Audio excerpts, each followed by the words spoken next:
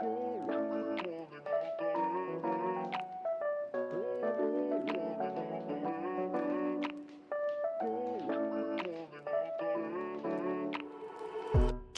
の虜になってしまえばきっとこの夏は充実するのもっともう戻らなくたって忘れないでも気持ちを伝えてしまえばいつかこの夢は覚めてしまうだろうな青い影が揺れるマジカット何年経っても言えない後悔したって今はないでも言葉はここまで出てるのSummertime 海岸通りを歩きたいドライブだってしてみたい足し線の合わせてほしいのSummertime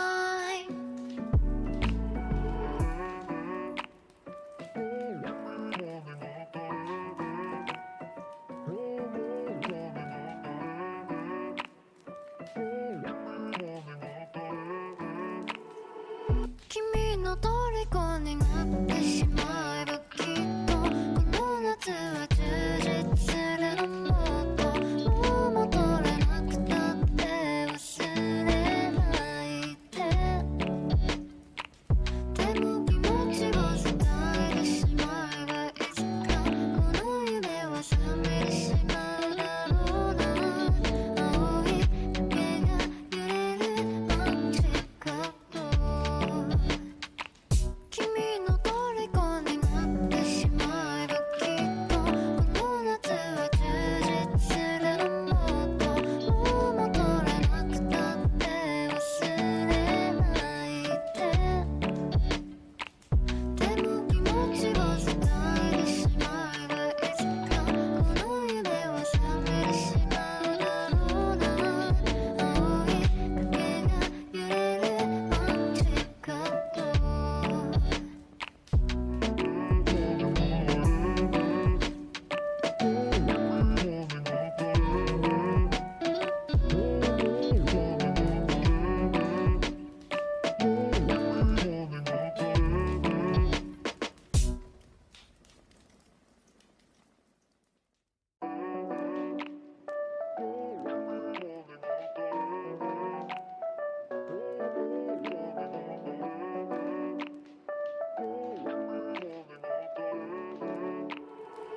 君の虜になってしまえばきっとこの夏は充実するのもっともう戻らなくたって忘れない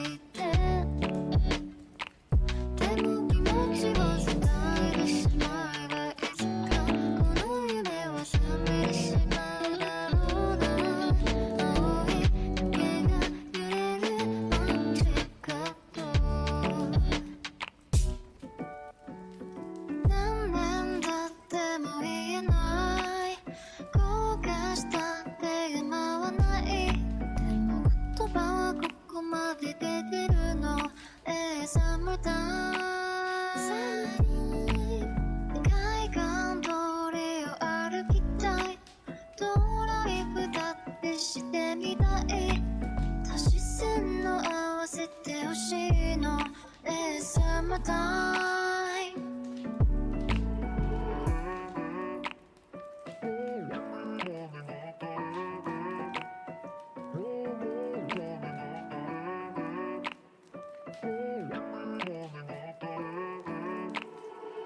君の虜になってしまえばきっとこの夏は充実するのもっともう戻らなくたって忘れないでも気持ちを伝えてしまえばいつかこの夢は覚めてしまうだろうな青い影が揺れるマジカット君の虜になってしまえばきっとこの夏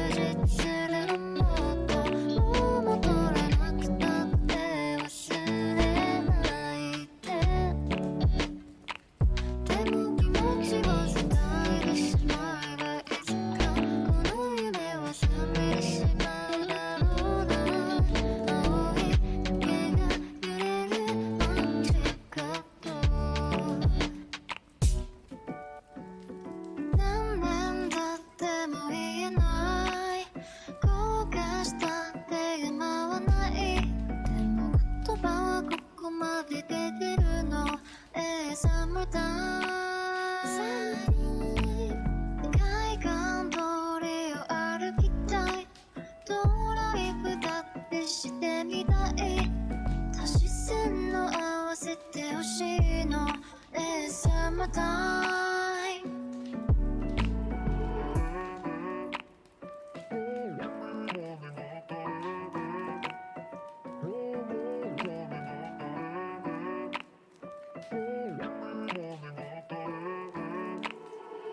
君の虜になってしまえばきっとこの夏は充実するのもっともう戻れなくたって忘れないででも気持ちを伝えてしまえばいつかこの夢は覚めてしまうだろうな青い影が揺れるアンチカット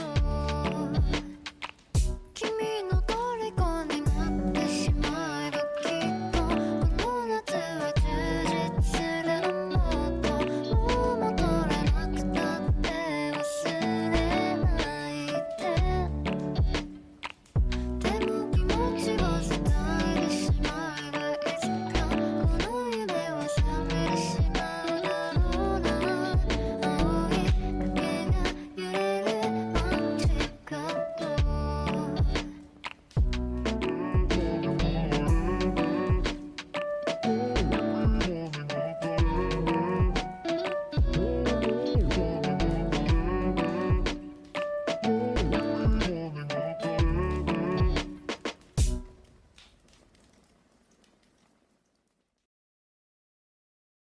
And hello, we are live. Hi, everybody.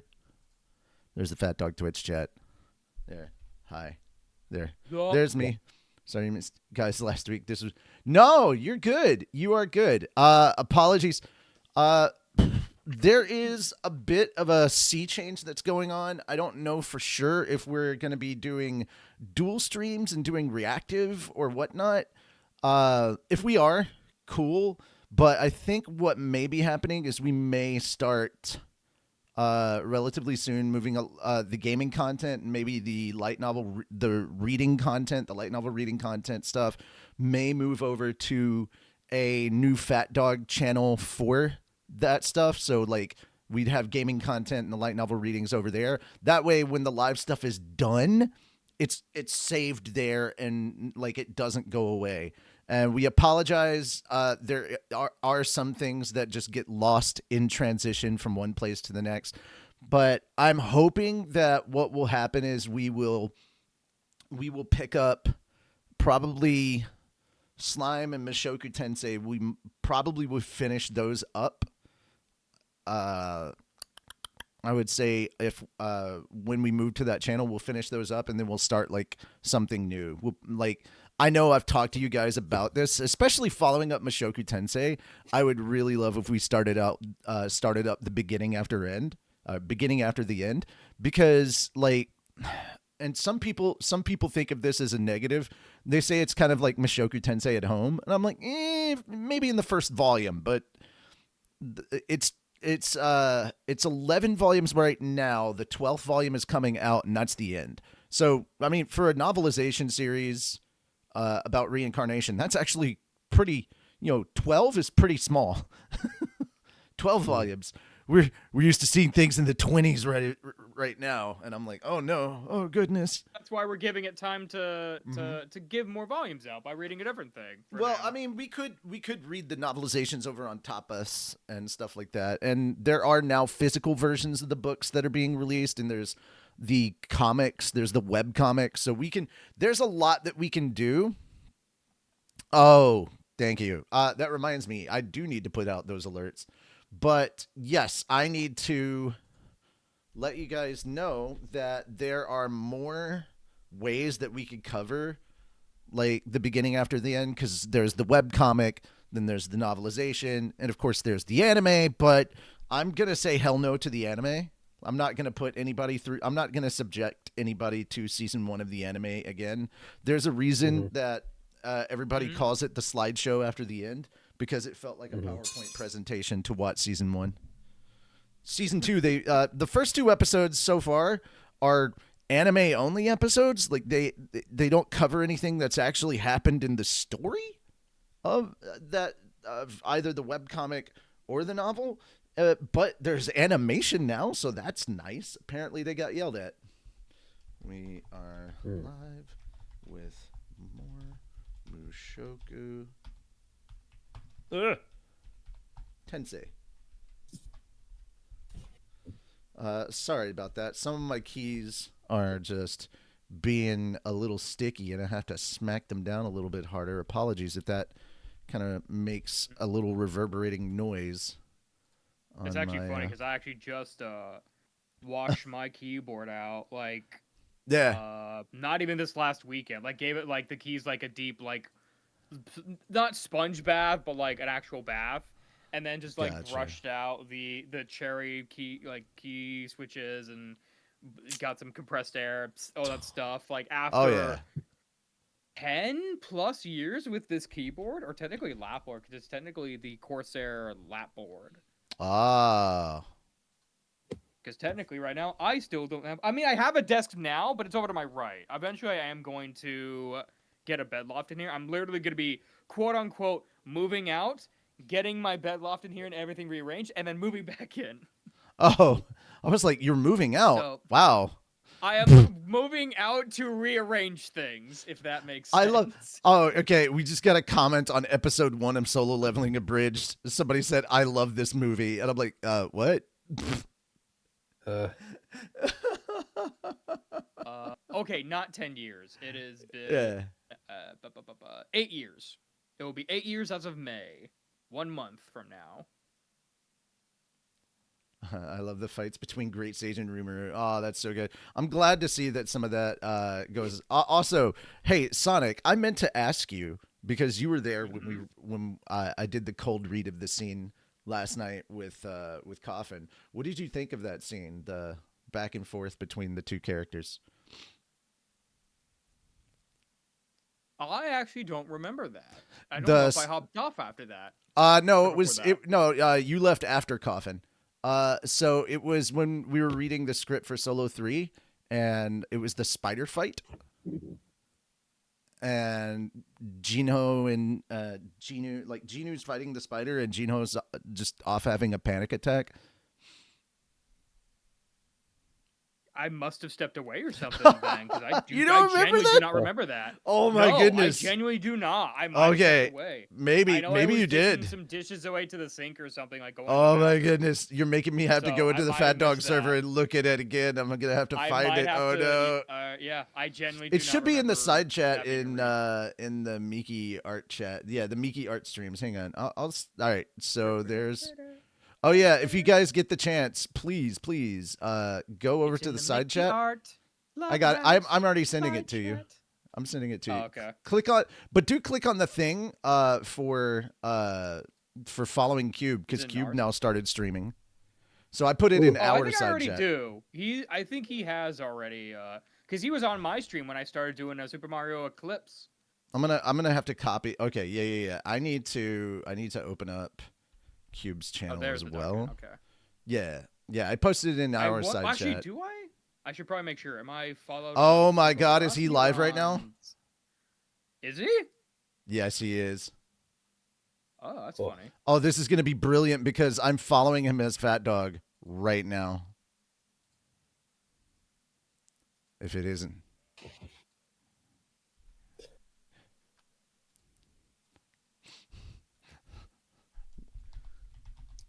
Yeah, I might want to check it out.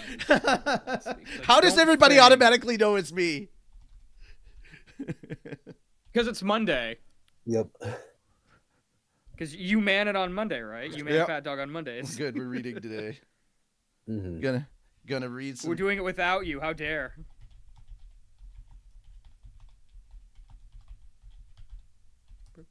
Let's see. Let me actually read some Mushoku. Yes. Yeah, he's playing Baldur's Gate, and I'm like, oh, you motherfucker. Huh. I think no, that may not be Baldur's. No, that's not Baldur's Gate. No, I don't think that's Baldur's Gate. What the hell is this? Oh, it's Warhammer. Never mind. Of course, you're playing Warhammer. Yes. Whorehammer. Yes, indeed.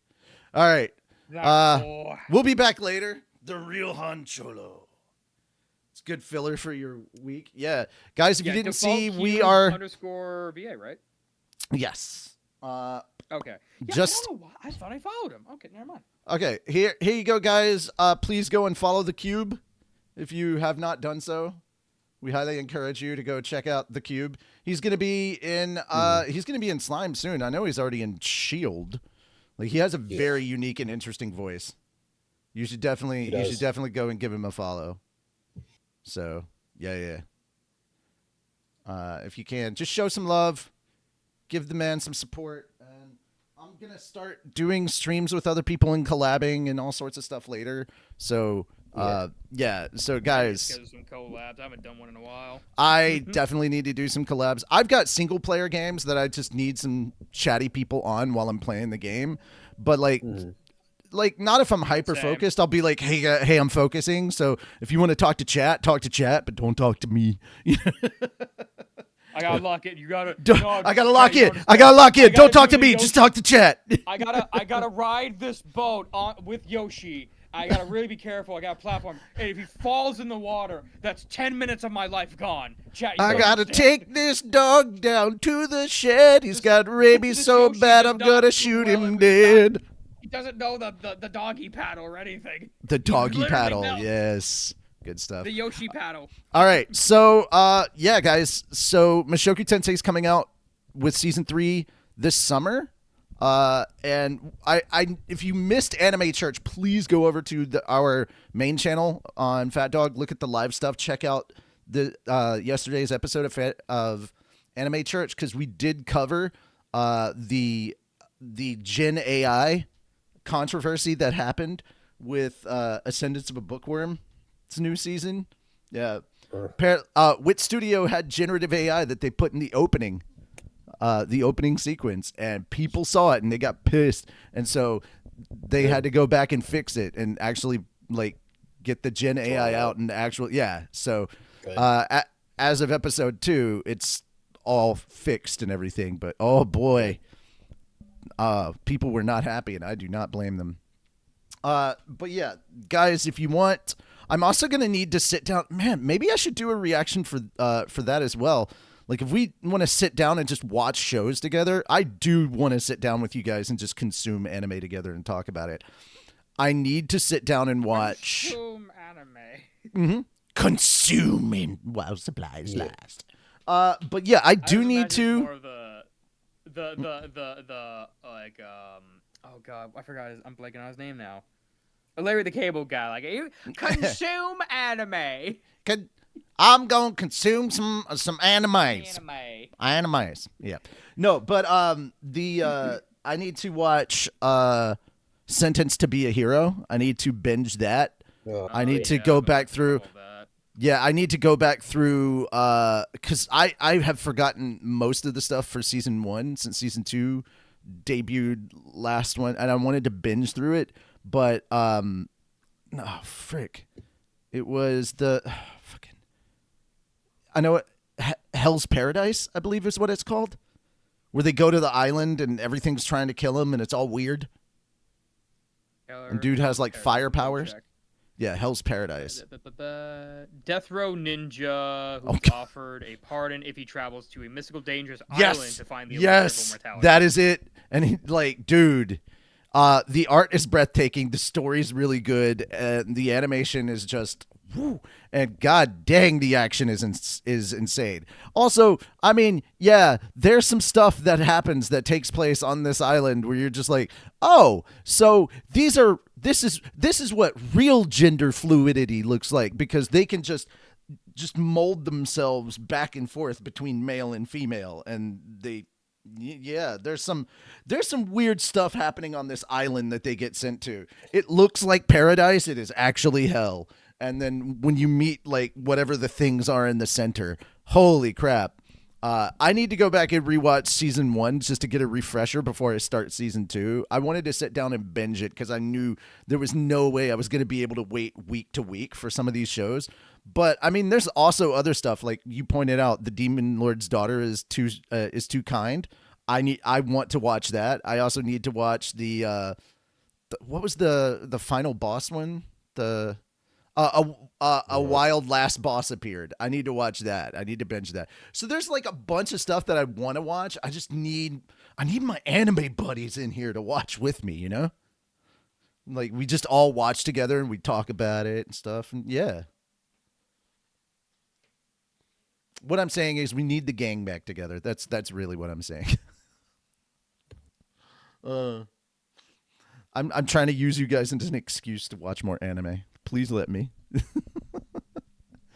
But yeah, but seriously, one of the things that I am seriously contemplating doing is having us watch slime episodes this season and next season, because we're getting 24 episodes of slime continuously for spring and summer. So yeah, that's a lot of season 4, and then we've got 3 more cores to follow after that for the rest of season 4. And then we have Mushoku Tensei next season, and I would love to sit down with you guys, obviously, because we've been reading Slime and we've been reading Mushoku Tensei. Just sit down, watch the episodes, and just talk about like what we thought of, you know, how they handled it. Because like have them play like half volume and then just kind of like commentary in the background as it's playing. No, I mean we can just straight up watch it and like pause and do commentary and stuff. Yeah. Oh wait, I'm sorry. With Mushoku Tensei, that would make not even then. No, I think it's a good thing, like with Slime and with Mushoku Tensei, because we've read the light novels for those. So like if anybody wants to comment on something, you know, I just hit pause and we have a conversation, and then we unpause it and continue on with the show. I think it's better like that. That way, you know, because we're also watching it for the first time. So that way, you know, we're able to kind of digest, and the pausing is so we don't talk over something that we might potentially miss, you know. I don't think we're going to, because we kind of know what's happening. To help with that. Parsec? Then, like that way someone could just because then we could remote into, I guess, whoever is the hosting it. That way we could actually pause it and then like ourselves as well. Oh, everybody. Oh, okay, gotcha. Yeah, because what happens with Parsec is there's a host PC. I guess in this case yours that we would remote into and see your screen. So it'd just probably be the like Crunchyroll. So it'd be like I'd be doing Crunchyroll. Yeah. I mean, there is some high dive stuff that reminds me, on Thursdays I am doing watch-alongs with my girlfriend, and we have like just a couple of episodes, like 3 episodes left of season 2 of not Mushoku, 3 episodes left of season 2 of Oshinoko, and then we're jumping into season 3. And yeah. Oh yeah, I did a very evil thing. I introduced my girlfriend to Oshinoko, made her watch the first episode, that 1.5 hour long first episode that ends with such a heartbreaker. She's like, "Oh my god, they're reincarnated. Oh my god, they're so cute." And then we get to the end. He stabbed her? I'm like, "Yeah. Welcome to the party, pal." Yeah, I'm also getting her to watch roller coaster. I'm also getting her to watch 86, which I'm sorry. This is my opinion, and you don't have to agree, but my opinion is I would happily sacrifice all of the seasons of ReZero to get a second season of 86. Absolutely. Like, I will throw that on the chopping block right now. I am not afraid to say this. I will be manly about this and stand my ground. Oh no. But no. It's funny because I'm literally in like 2 different like friend groups. You are on the complete opposite end, and then they are the completely opposite end of you. So it's like, oh no. And me, I'm just in the middle, like, I don't watch it either way. It's whatever. I'll watch it. Like, I guess I don't really watch it. It's just like I can't really watch it because I haven't watched like it from the beginning. So it's like, oh, you guys are watching it? Okay, whatever. I'll ReZero? Shoot the shit. Yeah, with ReZero? Oh, okay. Yeah, I'm not into ReZero. I watched all of season 1, and I mean all of it, all 24 episodes. And they're like, well, the main character gets good in season 2. And I'm like, dude, if it takes that long for the main character to get good, that's sad. I despise Subaru. No, to be fair, we already talked about it last yeah. week. So to be fair, everything else. Watch the last week's VOD. Everything else is good. We but can yeah. we can keep going. But I absolutely love 86. I think that is such a good show, and it's so hard hitting. And you can watch it English or Japanese; both are really well done. I honestly, I kind of enjoy the English version just a little better because I'm able to focus on the action way more. I've gotten into the habit now that if there's subtitles, even if I'm watching something in English and there's subtitles below, my eyes will automatically gravitate to the subtitles. So I end up missing stuff. He gets meh in season 2. Oh my god. All right. There's actually a meme that for like the subtitles that I probably should maybe I'll post that in the meme chat later, where it's like, why is it every fucking time there's subtitles on the screen, females just happen to just right there. You're looking right at their business as you're trying to read what they're saying at the same time. It's giving you an excuse. It's too funny.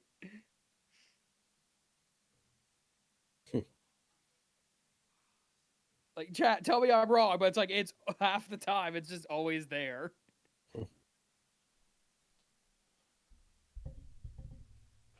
Oh yeah, so I put the Parsec app, I had to Richie, step or like away to get some the tea. website. Oh, you're fine. Yeah, I also put the Parsec thing for you to look at in Okay. the chat. All right, appreciate it. Yeah. It's what I've been using with me and some of my friends to play Mario Party for like the N64 games. So that's, I mean, technically with the GameCube ones, I know Dolphin the emulator has its own like their own dedicated service for that, but we also sometimes use Parsec for that as well. But I do believe you can remote in as with the same principle and be able to pause and play like whenever. So we don't have to like tell you and then maybe you don't hear it and then we're like, oh shit, sorry, and then what were you gonna say? You know, kind of thing. It's just everyone can just hit pause or play, albeit maybe with like a slight internet delay, maybe. Something to think about anyway. To play around with. Alrighty, there we go.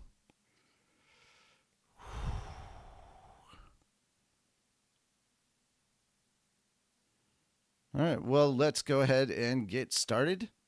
I just needed to make sure that I had something to drink. I realized that, oh yeah, that might be helpful for when I'm reading today. So, all right, we are starting on chapter 10 of volume 15, Eris Grey Rat, part 1. If you guys want to follow along, I'll be reading today. I will take moments to pause and get thoughts and opinions from the guys here and let them interject and comment. So, we're going to keep it kind of loosey-goosey here today. Okay, I've had another sip of tea. We should be good. I woke up early and accompanied Norn for a run, followed by some practice swings. Made it back in time to hug Sylvie and as she tended Lucy. Said good morning to Lily and Aisha in the living room. Combed and braided Roxy's hair while she struggled to wake up. Found Zenith in the garden, quietly watching our pet tree ant. Is it Bite? I think it's Bite, right? B-Y-T, Bite. Yeah. Let her know that breakfast was ready, and then had a big meal with the entire family. In other words, I was back to my old peaceful routine. Of course, it wasn't like nothing had ever happened. I really had tried to kill the dragon god Orsted. I'd been utterly defeated, but somehow made it out alive. I glanced down at my hands. They were a testament to the fact. When I squeezed them into fists, I could feel my fingertips pressing against my palm. On both sides. On that day, after I bowed to Orsted and swore my loyalty, he'd made good on his promise to use his healing magic on me. My severed right arm was regenerated in moments, along with an added bonus, the left hand that Manatite Hydra took from me sometime earlier. Orsted proceeded to cast some other spell on me, handed me a bracelet he'd been wearing on his arm and departed with the words, "I'll be in touch once you've regained your mana." Well, that's very Orsted-like, yeah. Mm-hmm. Even now, I was wearing the bracelet in question on my left arm. I wasn't clear on its function, though. Maybe it would accelerate my mana regeneration or somehow prevent the man god from spying on me. The latter seemed plausible. 10 days had passed since the battle, but the man god hadn't appeared in my dreams yet, and Orsted had said something about protecting me from his influence. Then again, for all I knew, it was just something he gave out to anyone under his command, like some sort of official dragon god badge. In any case, Orsted had defeated me, and I was now his subordinate. I'd betrayed the man god and joined forces with his enemy. I would probably be wearing this bracelet for the rest of my life. I had no regrets about the choice I'd made. To be honest, it felt kind of nice to have betrayed that faceless bastard. At the moment, I was more relieved than anxious. There was no turning back at this point. Even if Orsted turned out to be a real piece of work himself, I couldn't double-cross him. The die had been cast. It was always possible that I was just doing exactly what the man god wanted, yes, but it was too late to worry about that now. In all honesty, though, I had a gut feeling that Orsted would prove more trustworthy than the man god. Something about him reminded me of Regerd in a way. He didn't have Regerd's strong sense of pride or his affection for children, but unlike the man god, who just watched events passively from a distance, he seemed like the type who tried to punch his way through his problems. One way or another, there was a big weight off my shoulders. I was breathing easier these days than I had in months. The road ahead was likely going to be a bumpy one, but it felt as if I'd made it over a steep mountain. Incidentally, I'd spoken with Roxy and Sylphie after Orsted left. Sylphie was sobbing the entire time, and Roxy gave me a stern talking to. They both insisted that they would have stopped me if I'd been more honest about how truly dangerous Orsted was, and expressed their fears about my new alliance with him. But I justified it as the only option I had in the short term, and they grudgingly accepted that argument. After that, we headed straight back home, where I told my family I was fine, and then went to bed immediately. Physically exhausted and completely out of mana, I ended up sleeping for an entire day.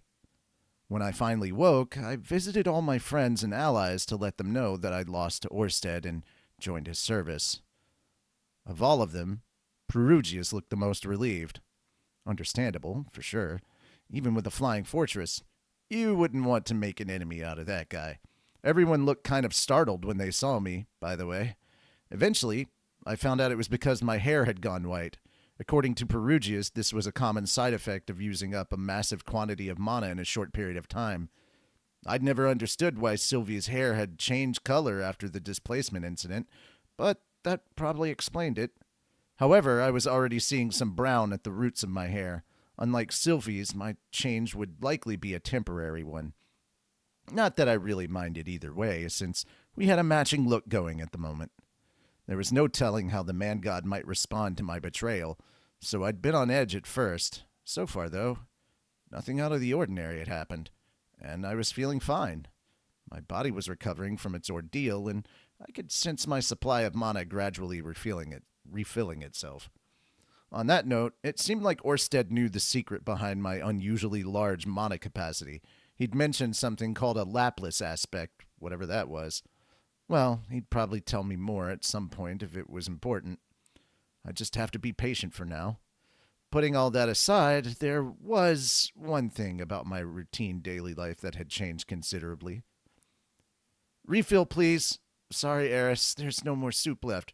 Really? That wasn't much at all. We had a new regular at our dinner table, a tall, red-headed woman with an appetite. By which I mean Eris Greyrat, naturally. She followed us back to Sharia, occupied our guest room on her own initiative, and started living with us. Ghislaine was staying at a nearby inn, incidentally. I wasn't clear on why. Maybe seeing Zenith in her current state was too much of a shock for her, or maybe she was trying to give us some space. One way or another, it was only Eris who'd moved in. Eris did wander off every now and then, but in general, she spent most of her time hanging around the house. She watched Sylphie cook, Roxy preparing for her classes, or Aisha and Lilia doing housework. Sometimes she'd even stare at Zenith and Lucy for no apparent reason.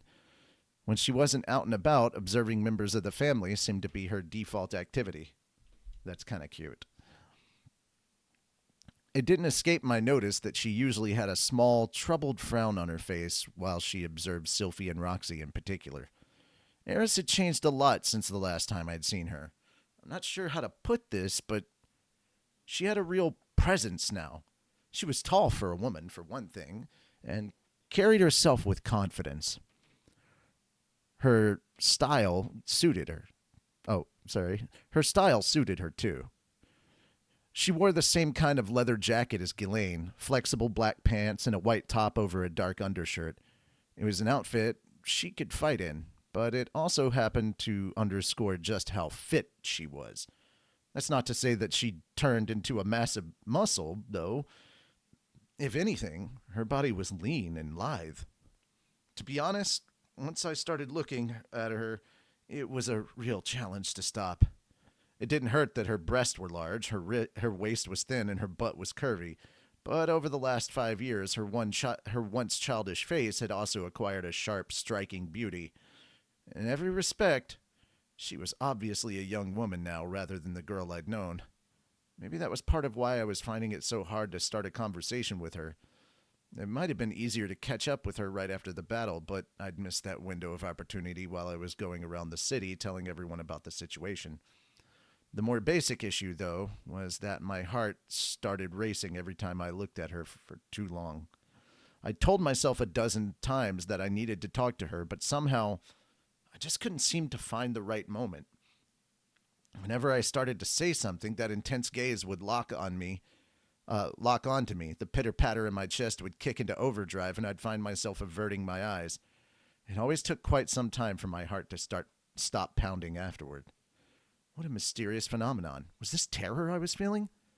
Oh, yeah, just kidding. I knew exactly what was going on. I was in love. I'd fallen hard for Eris. For the second time, I guess. She'd sure won me over quickly, right?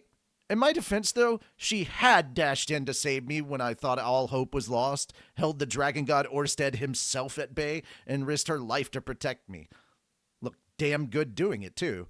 All in all, I couldn't really blame myself. Right now, I was basically an infatuated schoolgirl. I was no longer Rudius. I was Woodius. Given the way I felt about Eris, the next step seemed to be clear. Sylphie and Roxy had already given me their approval. There was no reason I couldn't just ask her to marry me. But maybe it wasn't quite that simple. I'd only learned this from Aisha after returning home, but Eris had spent the last few years undergoing a harsh training regimen in the Sword Sanctum solely so that she could fight Orsted at my side. Our battle against him at the Red Worm's lower jaw had left a deep impression on her, and when she'd seen me experimenting with his disturbed magic spell afterward, she'd assumed that I was planning to defeat him someday in the future. Personally, I thought Eris and I were pretty closely matched back then, but she decided that she wasn't strong enough to fight alongside me as an equal, and went off to train with the very best.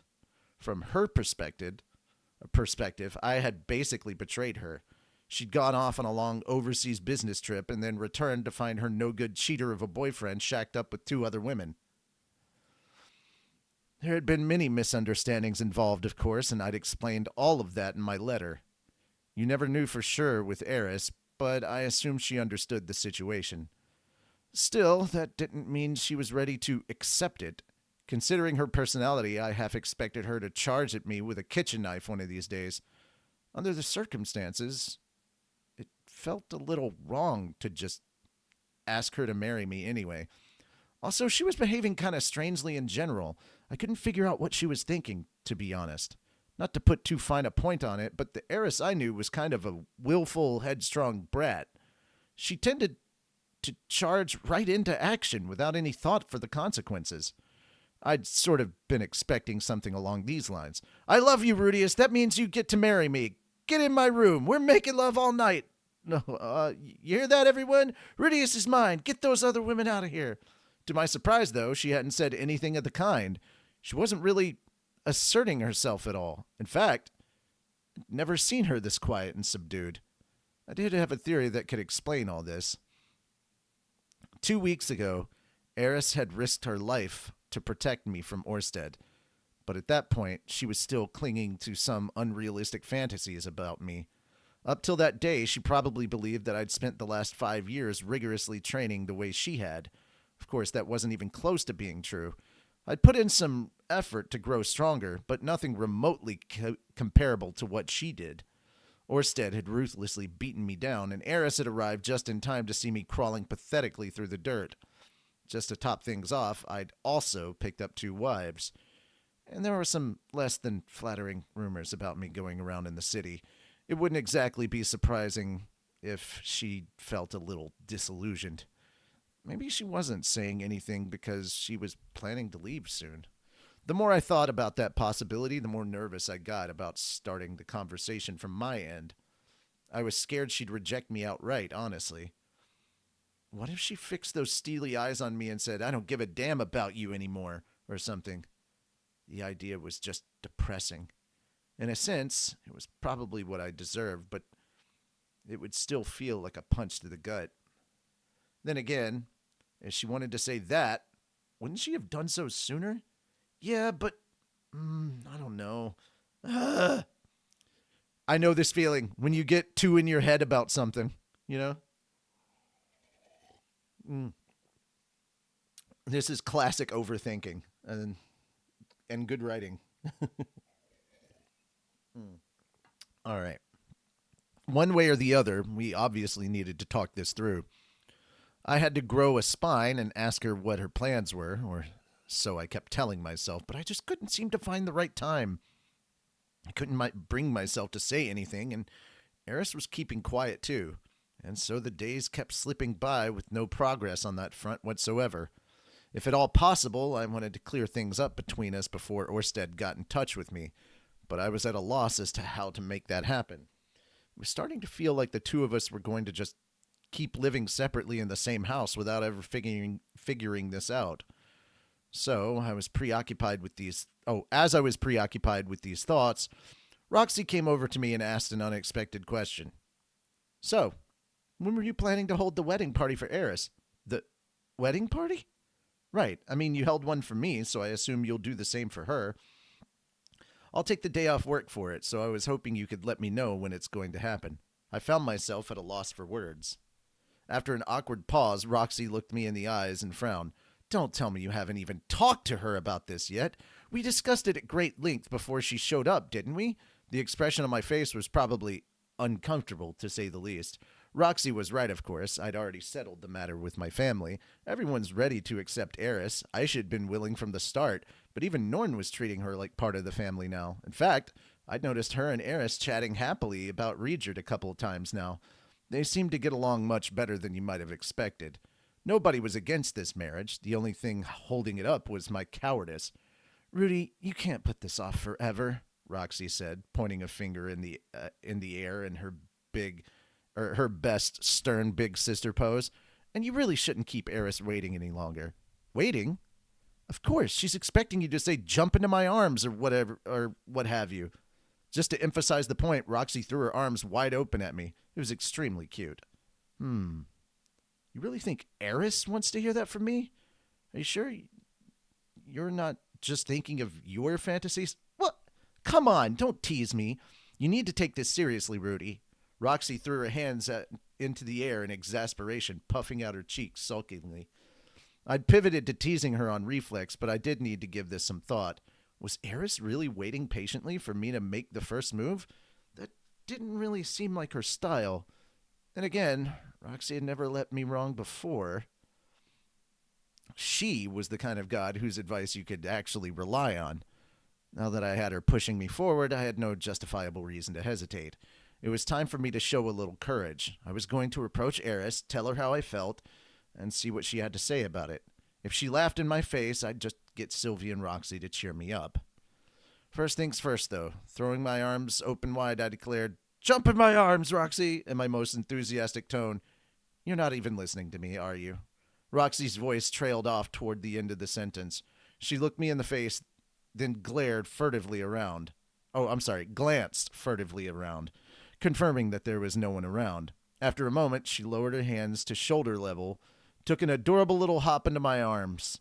I could feel her slightly conspicuous belly pressing up against my stomach. Easy there, princess. I wouldn't want to jostle the baby in your belly too much. Not to worry, Roxy murmured softly in my ear. They need a little exercise now and then if they're going to stay in shape. Was that really how it worked? Well, if she said so, I don't have to defer to the I'd have to defer to the expert. Deciding this was a good opportunity for some intimate family bonding time, I lowered myself into a chair and deposited Roxy on my lap. But as I did so, I had the strangest feeling I was being watched. There was someone lurking in the doorway, half hidden in the crouch of a noisy housekeeper, someone with eyes that glimmered like an angry tiger's. It was Eris. Yeah! What's the matter, Rudy? As I shrieked and clutched Roxy tight in my arms, Eris turned her eyes away from mine and disappeared into the shadows of the hallway. She hadn't said a word, but she'd still managed to absolutely terrify me. Okay, maybe I'll talk to her tomorrow. The next day, I wandered through the house in search of Eris, hoping to finally have a conversation I'd been putting off so long. It didn't take long for me to find her. She was out in the yard doing practice swings. For some reason, Norn was practicing right beside her. Wasn't she supposed to be at school? Every once in a while, Eris paused to say something like, no, do it like this. She looked like she was trying to help my little sister with her form. I keep telling you, that's not right. Why aren't you getting it? That's not very helpful. What exactly am I doing wrong? What exactly? Eris had never been too good at putting things into words, so I was a little skeptical Norn would get anything out of this lesson. Some people with too much natural talent don't even understand all the things they're doing instinctively, you know? But to my surprise, well, you're not using your left hand enough. If you swing your sword using just your right arm, the blade's going to slip off target. Huh? Wait, am I hearing things? Try to focus on the movements of your left hand. Pretend you're only using that arm. That should make your swings much cleaner. Hold on, is this really Eris talking? Maybe she's just flapping her mouth and Ghislaine's dubbing over her. Oh, right. I think I get it now. Well, good. I hope so. Smiling at each other, the two of them got right back to their practice swings, and Norn's looked just a little better than before. Well, I guess she is a sword king now. Ghislaine had told me once that you couldn't reach that rank on instincts or talent alone. Eris must have learned how to think logically about her technique on her way up the ladder. In any case, Eris's swings sure were quick. I couldn't even see a blur. I couldn't even see a blur past the very base of her sword. Her movements were also, well, beautiful. Her blade whispered slightly when she raised it and cut silently through the air as she brought it down. Only when it stopped at the very bottom of her swing could you hear a gentle whoosh. It was an entrancing sight. Watching her in action made me want to sigh with admiration. Oh, man.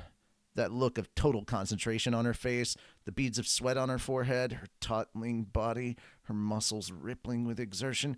Oh my God. How could I have overlooked this?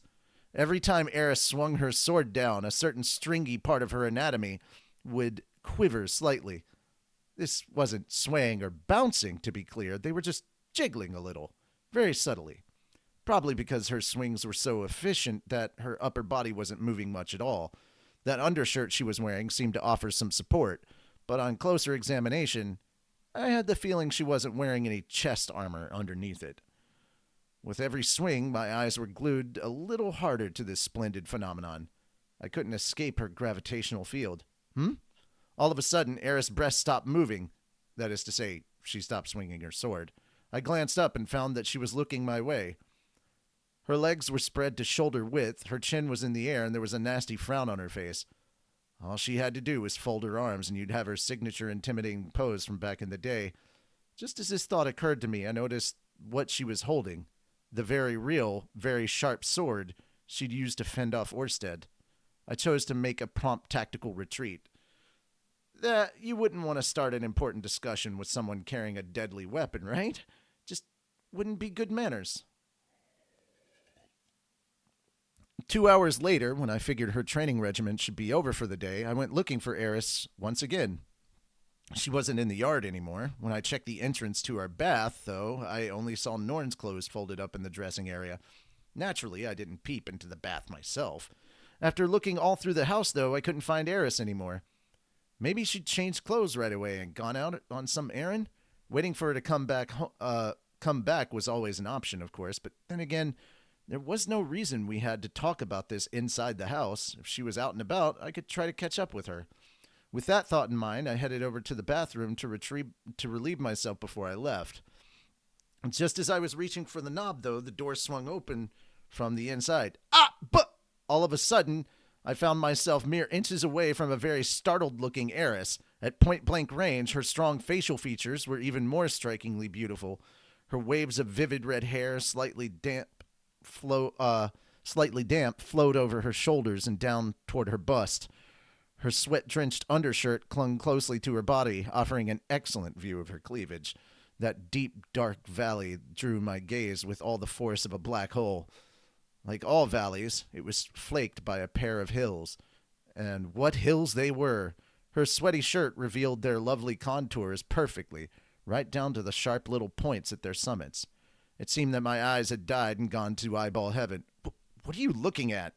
There was an uncertain look on Eris's face now. It was extremely cute. Reflexively, I reached out and touched the great mounds before me, exploring their gentle slopes and slightly harder peaks. Ooh, angel soft. A split second later, Eris's shoulder blurred into motion and I was knocked unconscious. Idiot. Self-control, my dude. When I came to, the back of my head was resting on something slightly firm. It was harder than my usual pillow, but it had a nice warmth to it, and it felt kind of supple. Also, someone seemed to be stroking my head. I eventually realized this was a lap pillow situation. Unfortunately, my mind was still half asleep at this point. I can't eat another bite. Pretending to be completely asleep, I turned over to bury my face in the triangular space where my human pillow's legs met her body. Then I took a nice deep breath and started groping her backside. Yeah! This isn't Sylvie's butt. Hers is a lot smaller, almost palm-sized. This doesn't smell like Roxy either. She has a nice, comforting scent, but this one is a little sweaty, and for some reason, it's setting off alarm bells in the back of my head. It's not that bad, though. It makes me feel a little nostalgic. At this point, I snapped fully awake. Slowly opening my eyes, I turned to look at the woman I was lying on. From the other side of two shapely mountains, a pair of intense eyes were glaring down at me. Eris reached down and gripped my head firmly with her hand. Oh God, it's all over. She's going to twist my head right off my neck. Goodbye, Sylvie. Goodbye, Roxy. I'm sorry. I have to leave you so soon. To my surprise, though, Eris didn't actually murder me. Instead, she started stroking my hair with strong but gentle movements. Making myself as small as possible, I studied her carefully. She was pouting and her face was red, and she wouldn't look me in the eye. But she didn't actually seem that angry. Miss Eris? It's just Eris. Okay, then. I'm sorry, Eris. As soon as I apologized, her grip on my head grew noticeably more forceful. Farewell, my beloved family. We'll meet again someday. That's all right, Eris said after a moment. I'm sorry, too. Oh. Well, okay, then. I read your letter and everything. It wasn't easy for you after I left, right? My head was still firmly in Eris's lap, but I managed to nod anyway. I wasn't enough of an adult to add, none of that was your fault. The two of us had badly misunderstood each other back then. I was hurt at the time, and now she was going through something similar. Hey, Rudius? What is it? Eris fell silent for a long moment. She looked uncertain about how to complete her sentence. I knew there was a lot that needed to be said, but we couldn't seem to find the right words. The 5 years we'd spent apart had been very long ones for both of us. You do, love those two, don't you? Yeah, I love them both. And my quick, clear reply, Eris' grip on my head tightened slightly. You like them more than me, right? Yeah. Eris' face crumpled with sadness. Shit, I wish I hadn't said that. I can't go comparing them to each other. I love Sylphie and Roxy very much, but I'd fallen for Eris too. There was really no point denying that at this point. Do you hate me now? Of course not. It's just been a really long time since we saw each other. Sometimes I feel a little awkward around you, that's all. You know, I still like you a lot, Rudius. I want you to love me back. Eris' face had gone as red as her hair. Was I hearing things, or has she just confessed her love to me? Yeah, surely there wasn't any other way to interpret that. The question was how to reply. I knew what my final answer was, but before I could deliver it, I needed to make sure that she really understood what she was getting herself into here. You know, I have 2 wives already. Scowling, Eris abruptly rose to her feet. Rudely ejected from her lap, my head bounced on the wooden floor. It seemed we were in the living room. There was no one else around. Sylphie and Norn were both at home, but maybe they were trying to give us some space at the moment. As I crawled onto my hands and knees, Eris glared at me from above. Her arms were folded, her legs open to shoulder width, and her chin was in the air. It was the exact same pose she used on me the very first time we met. Step outside, Rudius. I want a duel. Huh? I squeaked, clambering to my feet. I brushed the dust off my clothes. A duel? That's right. If you win, I'll leave for good. But if I win, Eris paused to point a finger straight at my face. If I win, then you have to love me too. Things had taken kind of a strange turn. All I could manage was a nod. Well, boys, Rudius just made things a lot more difficult for himself by overthinking the hell out of this. Brother. Yeah, this guy stinks. I love how much like Rudy like gets himself into all this trouble by just overthinking things too much. It's priceless. Yeah. You guys got anything that you want to add or comment on from this chapter before we move on? Oh no, go ahead. Go on.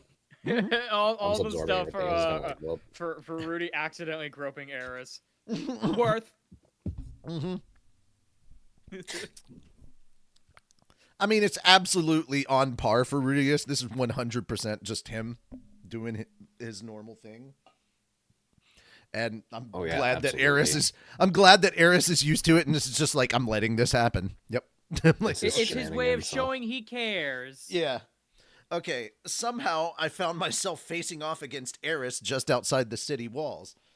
There was no crowd to witness our duel, but Ghislaine was standing nearby. Eris had dragged her into this on her way to out of Sharia. Given that she'd brought a referee along, she probably wasn't planning to actually kill me, right? Eris wasn't saying anything at all. She was just watching me with her hand on the hilt of her sword. On closer examination, I could see that it was trembling slightly, but for all I knew, that was just from excitement. You're an idiot. All right. What was I supposed to do here? Should I take this fight seriously? To be honest, I was okay with losing. It actually seemed preferable. I'd fallen hard for Eris. Sure, I just told her that I liked Sylphie and Roxy more, but that was more of a reflexive response than anything else. I couldn't actually rank my feelings for them in a real sense. Sylphie, Roxy, and Eris were all wonderful, lovable women in their own ways. It might sound indecisive, but that was just the kind of no-good bum I was. I had an overactive sex drive and total inability to stay loyal to a single person. Honestly, a part of me was already drooling at the idea of hopping into bed with this new sexy version of Eris. If she wanted me to love her, I was more than happy to oblige. It wasn't like that would be cheating at this point, right? I mean, I did love her, and there was nothing wrong with that, damn it. What could be more natural than wanting to make such an attractive woman yours? Come at me, you Millis church fools. I'll marry as many people as I want. Anyway, that was all well and good, but the question was how Eris would react if I forfeited this duel. What if she took it as some sort of humiliating insult? What if she decided I was just a coward? Eris had become a master swordswoman, so she could protect me from Orsted. Maybe I needed to demonstrate my strength to her and show her that I'd improved as well.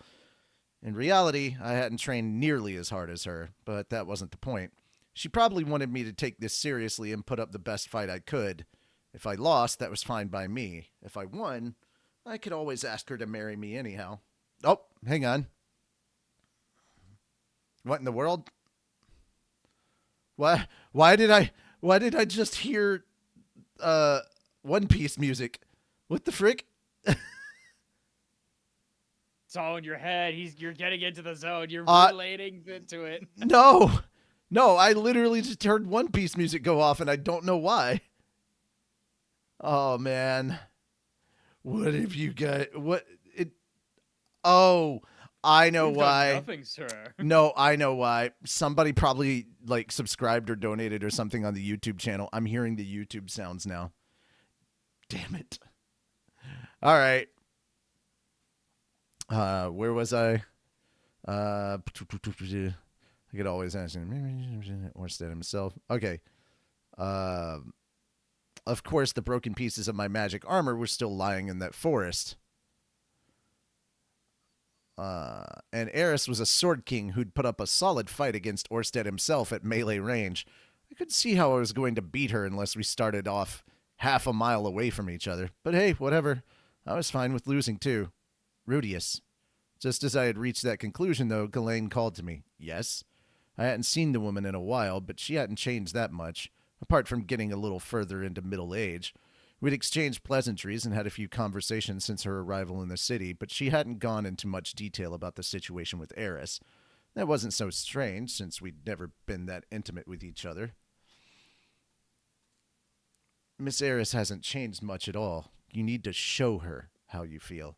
Her voice was calm but firm, just as I remembered it, and the implication of her words made me hesitate. Was fighting Eris here really the right move?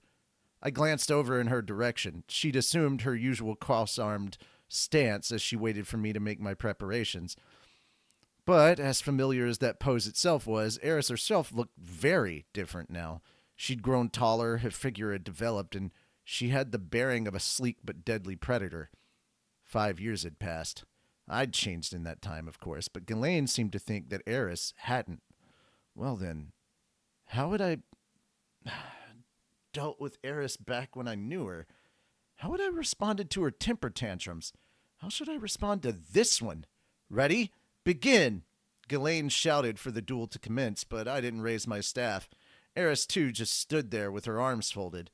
After a little while, she drew her sword at her waist and began to slowly walk slowly in my direction, letting the blade dangle loosely at her side. It was the same beautiful silvery weapon she'd used against Orsted. Apparently, it was one of the famous 7 sword god blades, and Galfalion himself had given it to her. Eris came to a halt a few paces away and fixed her intense glare on me. She raised her sword in front of me as she came to a halt. What? Aren't you going to fight? You're going to leave if I win, right? Well, I'd rather lose there. Or then, sorry. Eris frowned and said nothing. I mean, I sort of missed my chance to say this earlier, but I do love you, Eris. Her reaction to this remark made me think of a bristling cat. Ah, crap, did I piss her off again? Maybe I should have taken this seriously after all. Before I had much time to second-guess myself, Eris sharply swung her blade downwards. I flinched reflexively and closed my eyes, only to feel a small jolt to the top of my head. Eris had just tapped me with the hilt of her sword. That was all. And when I opened my eyes again, her face was only a few inches away from mine. I can't cook like Sylphie does. Yeah, I know. I'm not smart like Roxy. I know. I'm not cute like they are. You're a beautiful badass, so that doesn't really matter. But you prefer more petite girls, right? Okay, that's not true at all. I'm very attracted to you. Eris returned her sword to its sheath. Slowly, nervously, she wrapped her arms around my waist, pressing her breast against me. And then, all of a sudden, she was squeezing me very tightly. The mildly sweaty smell of her body hadn't changed a bit. I slipped my arms around her in return. Her muscles were more developed than before, but they weren't exactly bulky either.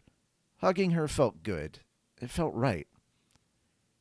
You're okay with calling this my win, then? Yeah. You know, Rudius, if you really don't want me, I'll give up on you. Eris's voice was trembling as she spoke those words. Somehow, I got the feeling she might have lost on purpose if I'd fought her for real. That won't be necessary. You'll make me part of your family, then? Yeah, as long as you're okay with sharing me with Roxy and Sylvie sometimes. I paused to take a breath. The words might sound cheap coming from me, but I needed to say them anyway. I want you to marry me, Eris. Her eyes widened, her eyelashes trembled, and her mouth fell open just a little. But then she caught herself, reined in her expression, and tossed her head haughtily to the side. Humph! Well, if you insist, I guess I'll let you. Yeah, that's absolutely adorable. Oh my goodness. Blebby, stop. Bad. Bad Blebby. Bad. Oh. What's Blebby doing? She just sent a picture barking at me. God damn it, Blebby. Stop barking at me. And with that, Eris Grey Rat became my wife. You didn't... Doesn't matter! She DM'd me to bark at me. Oh my goodness. Calm yourself. At the dinner table that same night, I officially announced that Eris had agreed to marry me. Unlike what happened with Roxy, I'd laid the groundwork in advance this time, so there were no explosions of rage to deal with. In fact, nobody even complained. I'd expected a snarky comment or two from Norn, if not open opposition, but she accepted the news quietly. Maybe she'd given up all hope of returning me to the straight and narrow path. For their part, Roxy and Sylvie both offered their congratulations. Welcome to the family, Eris. Don't worry, we can work out the ground rules a little later. Looking about as awkward as I'd ever seen her, Eris managed to stammer out the words, "Thank you very much for having me," in reply. Somehow that didn't seem like the right phrase to use in this situation, but whatever. Yes! Yes, I am!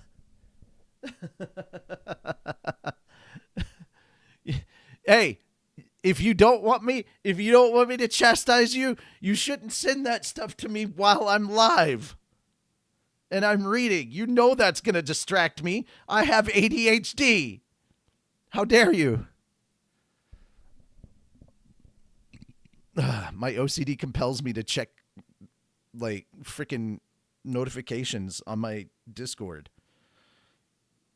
Anyway. It was rare for Eris to get so nervous about anything, but I could tell that she genuinely wanted to win their approval. That seemed like a positive sign. I was really hoping the three of them would learn to get along and avoid any ugly fights, but I didn't have any right to express that thought out loud. After dinner, the three of them decided to take a bath together. Sylvie and Roxy would be giving Eris a lecture on the proper way to use our facilities, after which they'd have a private bonding time in the tub. I was dying to tag along and help them wash off with my bare hands, but this time I managed to restrain myself from asking. My three wives exited the room, leaving me, Lilia, Zenith, my sisters, and Ghislaine Dodoldia. The moment Eris walked out of the room, Zenith began silently punching me on the head. Lilia murmured, "Miss, I think you've made your point," but there was no sign of the onslaught stopping even after some time. Zenith was a devout member of the Millis Church. She tolerated me taking a second wife, but she seemed extremely displeased about me adding a third. Ow! Ow! That hurts! Mom, I'm sorry, okay? I won't do it again! Once I expressed my remorse, though, Zenith pulled back her fist and returned to her chair. My little sisters, who happened to be seated right next to her, were now looking at me reproachfully. "Isn't that what you said when you brought Roxy home, brother dear?" Aisha said. "Your word clearly isn't worth that much. I expect you'll be dragging another girl back with you soon enough." Oh, there's going to be so much laundry to do. There was nothing I could say to that. This decision was clearly lost on me quite a few This decision had clearly lost me quite a few affection points with my sisters. Oh well, I guess I can live with that. Aisha did have some legitimate complaints, but her voice was totally flat. She was probably just giving me a hard time for the most part. Rudius. At this point, however, my other sister spoke up, and voice seemed very earnest. Whatever she was going to say, I needed to take it seriously. Yes, Norn? What can I do for you? As a member of the Millis Church, I can't really approve of your behavior. Understandable. That said, I can tell how much Miss Eris loves you, so I'm not going to object this time. You might not be that fond of her yet, but I expect you to give her plenty of affection anyway. That's all I had to say. I understand. I promise to do my very best in that regard. Norn seemed to like Eris quite a bit, actually. From what I heard, she'd been the one to ask her for those sword lessons. I felt like Norn had gotten a lot more outgoing in general over the last few years. Maybe that had something to do with her work on the student council? Either way, it was definitely a good thing. Master Rudius. Apparently Lilia wanted to say her piece now. Her voice was a little quieter than usual. Yes, Lilia? Now that you've added Miss Eris to the family, this house will be getting somewhat cramped. I'm willing to rent a room nearby and live there with Miss Zenith in order to... Nope, you're not happening. I interrupted quickly. Look, I want to take care of you, too. Well, you're still the one looking after me, really, but you know what I mean. I can't say that I agree with that assessment, Master Rudius, but I'll respect your wishes in the matter. If I went and kicked out my own mothers out of the... If I went and kicked my own mothers out of the house because I'd acquired too many wives, my old man would probably turn into some sort of vengeful spirit. A good kid takes care of his parents when they're older. Indeed, we'd run out of guest rooms now that Eris had joined the family, but that wasn't a major problem. We could figure something out if we needed to. Rudius. It was Ghislaine's turn to address me. Yes, Miss Ghislaine? Just Ghislaine, kid. I studied the fearsome sword woman for a moment. She had to be around 40 by now, but her body was still muscular. It was clear she hadn't been neglecting her training. I can leave the little miss in your hands now, right? Yes, I'll take good care of her, I swear. Oh, yeah? Ghislaine paused, then smiled a little. You've done some growing up, I see. You've got the same look Paul had in his eyes when he decided to marry Zenith. Was that supposed to be a compliment? Well, I'd have to take it as one. So I took after my father these days, huh? Nice to hear. Maybe I had grown a little bit more mature.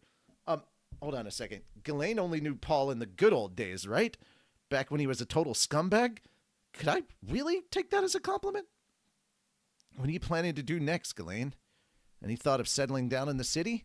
Nah. Now that I've entrusted Miss Eris to you, my job here is done. I think I'll head back to Asura. Asura? Were you planning to help out with the rebuilding the Fatoa region or something? Ghislaine's eyes flashed with emotion. Not exactly. I'm going to find whoever got Lord Saros executed, and then I'm going to kill them. It felt like the temperature in the room had just dropped significantly. I hadn't been expecting such an ominous answer, but I could understand where she was coming from. Until now, Ghislaine had been focused solely on taking care of Eris. Now that the little miss was safely deposited with me, her job was complete. The only thing she had left to do was take revenge on those who had brought down the man she'd served so loyally. That means you don't know who they are yet, right? It sounds like his death was one part of a complicated web of intrigue, so I'm guessing lots of people had a hand in it. I'll just cut down all of the Boreas family's old enemies one by one. Simple enough. That struck me as a little too simple. Classic Ghislaine. How was I going to stop her, though? At this rate, she was going to charge into the capital of the kingdom by herself and end up getting killed. Unfortunately, I felt like nothing I said was going to change her mind. This was Ghislaine we were talking about, after all. In that case, maybe the best thing I could do was help her find a better way to do this. I suddenly found myself remembering something from that diary when Ariel had launched a coup d'etat in Asura. It was the water god in North Emperor that had defeated her.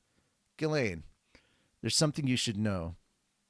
I've heard from a pretty reliable source that the kingdom of Asura currently has both the water god and North Emperor working for them. Ah, those two. Are you already acquainted? Yeah, I know them well. So does Miss Eris, for that matter. What about it? Well, you might end up having to face off against them. I know how strong you are, but I don't think you'd come out of that alive. True enough. I couldn't handle both of them alone. With a small nod, Ghislaine looked me in the eyes and fell silent. She was waiting to hear what else I had to say about this. For what it's worth, I know one person who got caught up in the same mess that cost Lord Soros his life. It's possible she was working against the Boreas family at the time, so you might consider her an enemy. But if you join forces with her, I think you'll get a chance to kill the people you want dead, and a legitimate justification for doing so. Who is it? Ariel Anemoy Asura. Ghislaine's ears twitched. It sent a little jolt of nostalgia through my system.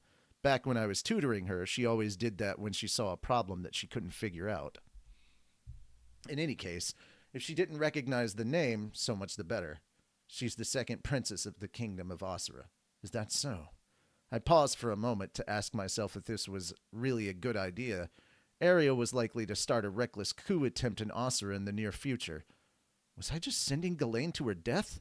No, the future can absolutely change. For one thing, I'd read that diary. I could offer Ariel at least a little general advice. We could turn that reckless coup attempt into one that would succeed. It was very possible the man god was going to be pulling the strings behind those events, and since I was Orsted's subordinate now, my involvement might change things somewhat. Assuming I ended up finding some way that Ariel might emerge triumphant, it would be better for all of us to have a swordswoman like Ghislaine on her side. I had every intention of helping out personally, but I'd need to consult with Orsted first. I think you should at least have a conversation with her and see what you think. All right. If you say so, I will. Ghislaine accepted my advice readily enough. For the time being, at least, it seemed like I'd convinced her not to do anything too rash. Whoa! I glanced across the table and found Norn and Aisha staring at me with their eyes wide open. Can I help you guys? Oh, it's nothing. You really were the tutor for a Sword King, huh? What did you think? What? Did you think I made that up? I mean, not really. I just didn't expect Miss Ghislaine to take your advice so seriously. Puzzled, Ghislaine and I exchanged glances. Had there been anything that strange about our conversation? Rudius? Norn interjected. I know this older student at the university who wants to be an adventurer, and they were just telling me the other day about how this really scary Sword King had come to town. Even the toughest people in the city are a little intimidated by her, you know? It's kind of impressive to see her talking to you as an equal. Ghislaine grinned at that. Rudius is a hell of a lot scarier than I'll ever be, kid. I mean, he won the respect of the dragon god. Wow. Norn looked genuinely impressed by this. Maybe I'd regained a few of those affection points. Or maybe they were just respect points? I couldn't see her opinion of my love ever improving much. Anyway, Ghislaine's praise had won me back a little dignity, if nothing else. Lucky me! That night, after Ghislaine went back to her inn, Eris joined Sylphie and Roxy for a private conference of some kind. I was extremely curious as to what they were discussing, but presumably I wasn't invited for a reason. I managed to contain the urge to listen in. At a glance, the mood seemed friendly enough, and Eris was listening to the other two intently, so there probably wasn't anything to worry about. That girl had come a long way from her wilder childhood years, after all. I ended up tutoring Norn for a bit in my study, and once she turned in for the night, I added an entry to my diary. It was definitely a day worth commemorating. When my thoughts turned to our future as a family and my new role under Orsted, I did feel a little anxious, but we'd made it through a big, turbulent storm together. That was something worth celebrating. By the time I stepped out of my study, the house was completely silent. The conference must have wrapped up some time ago. Maybe the three of them were sleeping in the same room tonight?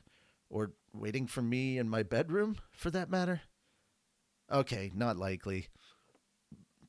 In any case, when the place was this silent, it could be kind of unsettling.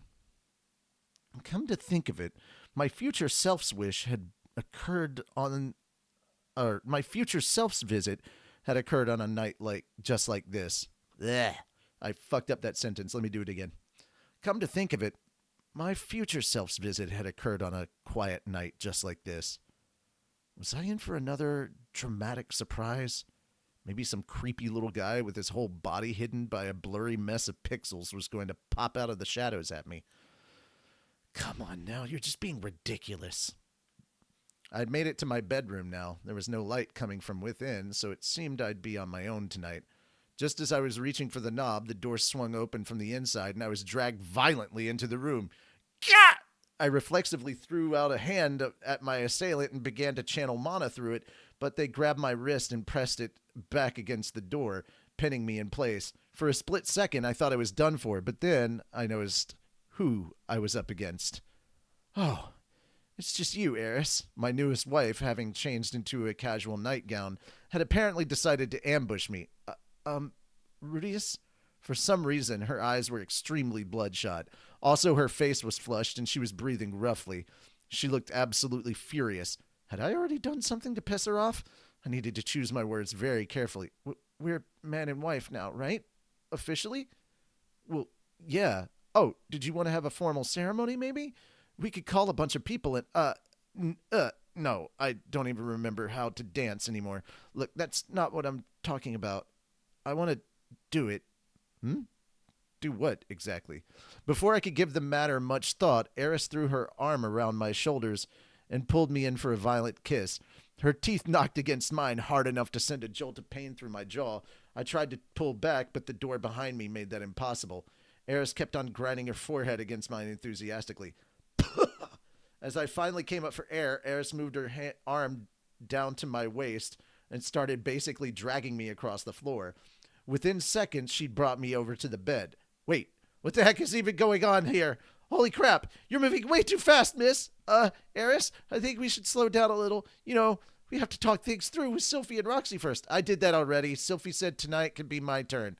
What about Roxy? She might want us to wait while she's pregnant. She was fine with it, actually. At some point during this exchange, Eris had thrown me onto the bed. She was holding me down, She was holding me down onto it with so much force that I couldn't have squirmed free if I tried.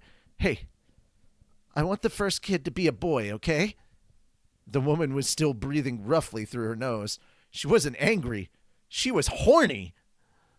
I had to admit, I hadn't expected quite this level of enthusiasm from her. I mean, I definitely wasn't complaining. It was charming to see how much she wanted me, and my body wasn't exactly objecting to her advances either, if you know what I mean. But, wasn't I supposed to be the one doing the ravishing? I love you, Rudius. You wouldn't turn me down, right? Well, of course not. Try to calm down a little, though. Why don't we take some time to set the mood first? We can always have a few drinks, catch up on the last 5 years, and get started once things are feeling nice and romantic. Ah, screw that. Do you know how long I've been waiting to do this again? Even as she spoke those words, Eris was climbing onto the bed and positioning herself on top of me. Her powerful legs clamped mine in place, and her hands pressed mine against the bed. She leaned in, pushed her nose against my upper chest, and started sniffing loudly. What is she, a dog? I hope I'm not too smelly tonight. Oh no, she... Rudius, we're married now, right? That means you're mine, right? Huh? I mean, not exactly. I was hoping you could share me with the other two. Actually, let's all just get along. But it's my turn tonight, so you're mine right now. It seemed there was only one reply she'd been satisfied with. Well, yes. Eris' grip on my wrist grew noticeably stronger. Ow, ow! You're tearing my hands off, girl. At least at this rate, I'm going to have to ask Orsted for another favor. That means I can do anything I want, right? What was she planning to do exactly? Whatever would become of me? Well, it was clearly going to involve sex. Was I opposed to that? Nope. So my answer had to be, sure, I guess.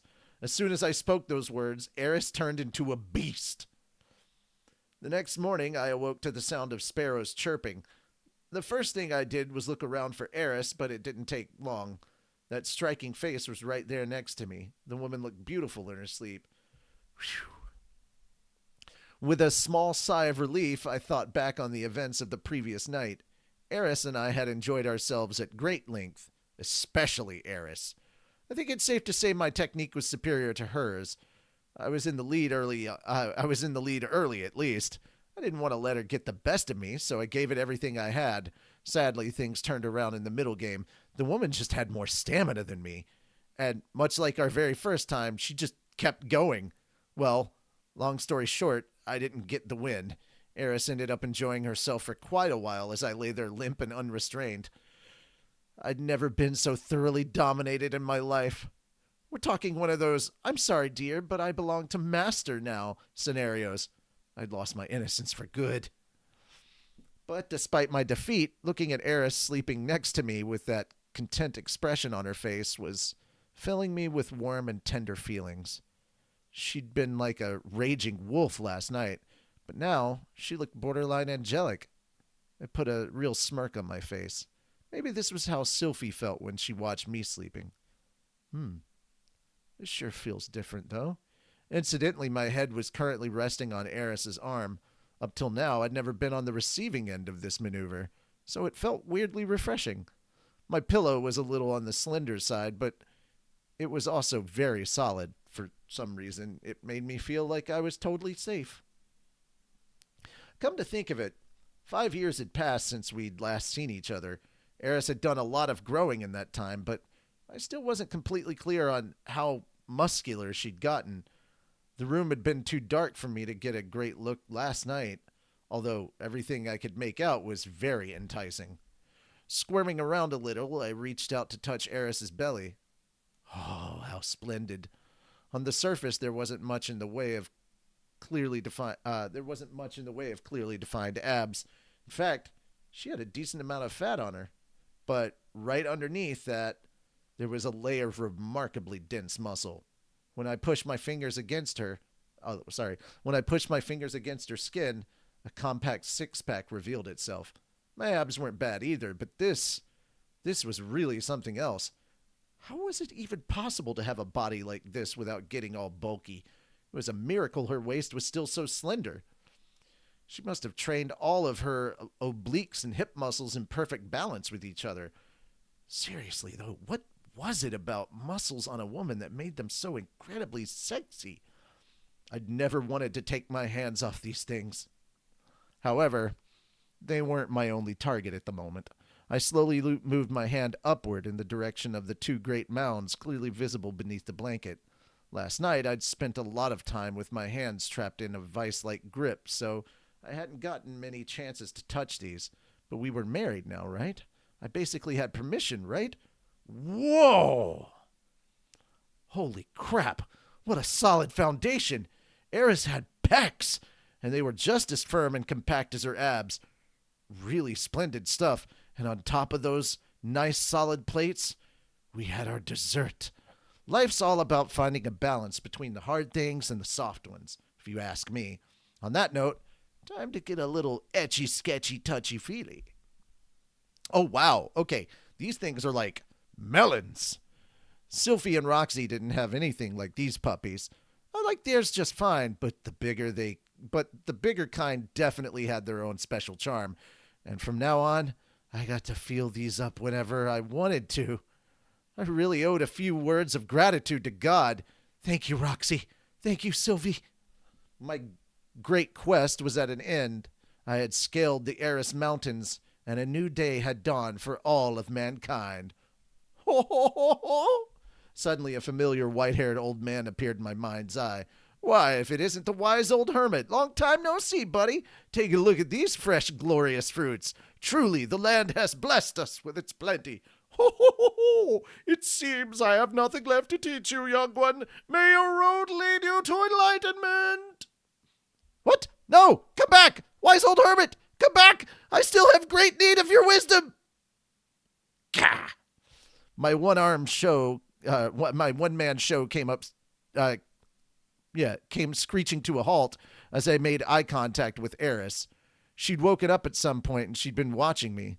Was this the part where I got punched? I mean, I did kind of deserve it after groping her like that. Before I could say anything, Eris' hand whipped over and grabbed my wrist. It looked like she was, in fact, a little upset. Let's talk about this, honey. More chatting, less punching. How about some nice pillow talk? Remember that time when we started doing sit-ups together? Back when we were kids and I couldn't help reaching over to touch your abs? Ah, what a little rascal I was. Eris didn't let go of my hand. Instead, she spun to sit on top of me, tangling her limbs around mine. That wasn't anger burning in her eyes. It was lust. Waking up to find me groping her chest must have set her off again. I mean, understandable, right? I would get kind of fired up if I woke up finding somebody playing with my body. I guess I'd assumed women might view that situation a lot less favorably than your average man. But maybe Eris was an exception. Well, all right then. Come at me.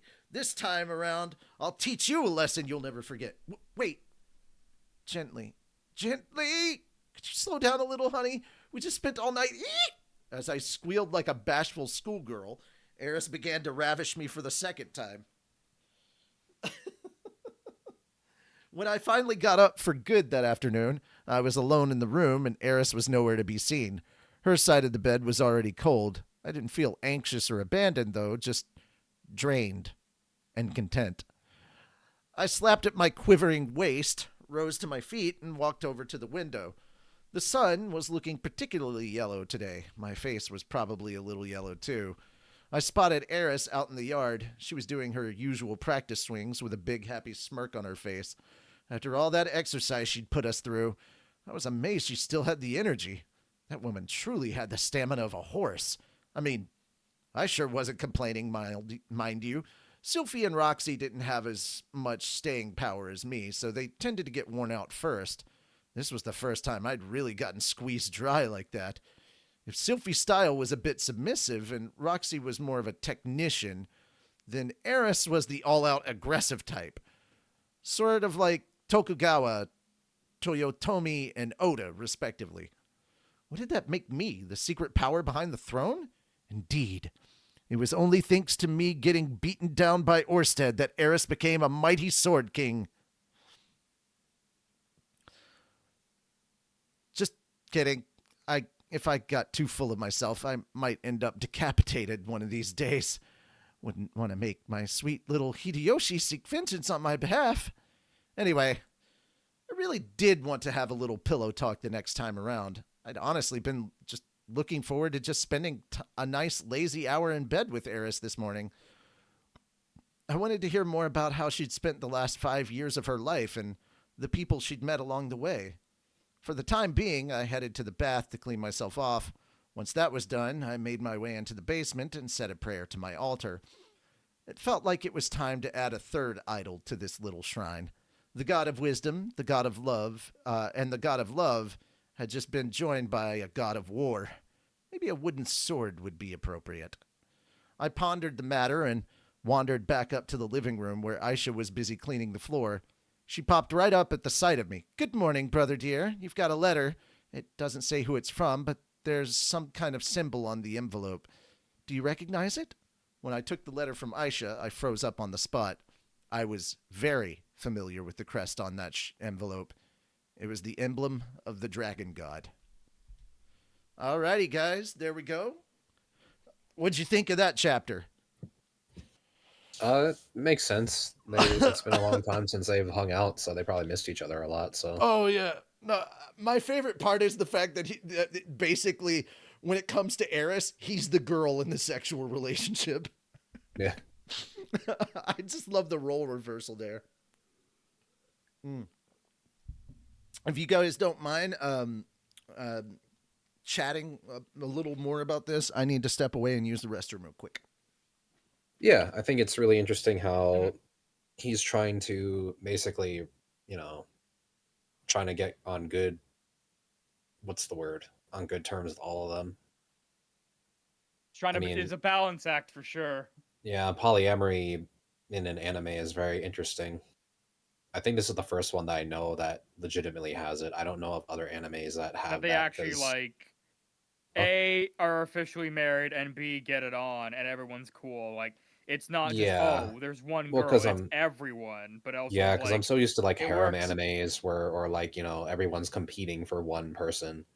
I think it's just kind of, like, part of that traditional, in Japan, I think monogamy is pretty much, like, the, you know, the traditional, what was it? The traditional relationship type. I think polyamory is still kind of a new thing for a lot of people. Yeah. It's very, very different, like, worldviews. Nothing wrong with it. I just find it interesting. I can't imagine they're gonna cover this in nearly the amount of detail they are here in the novel. Like, holy shit. Yeah, it's gonna be interesting for sure. Oh god. Like, it'll be like probably silhouetted at best, I bet. Probably.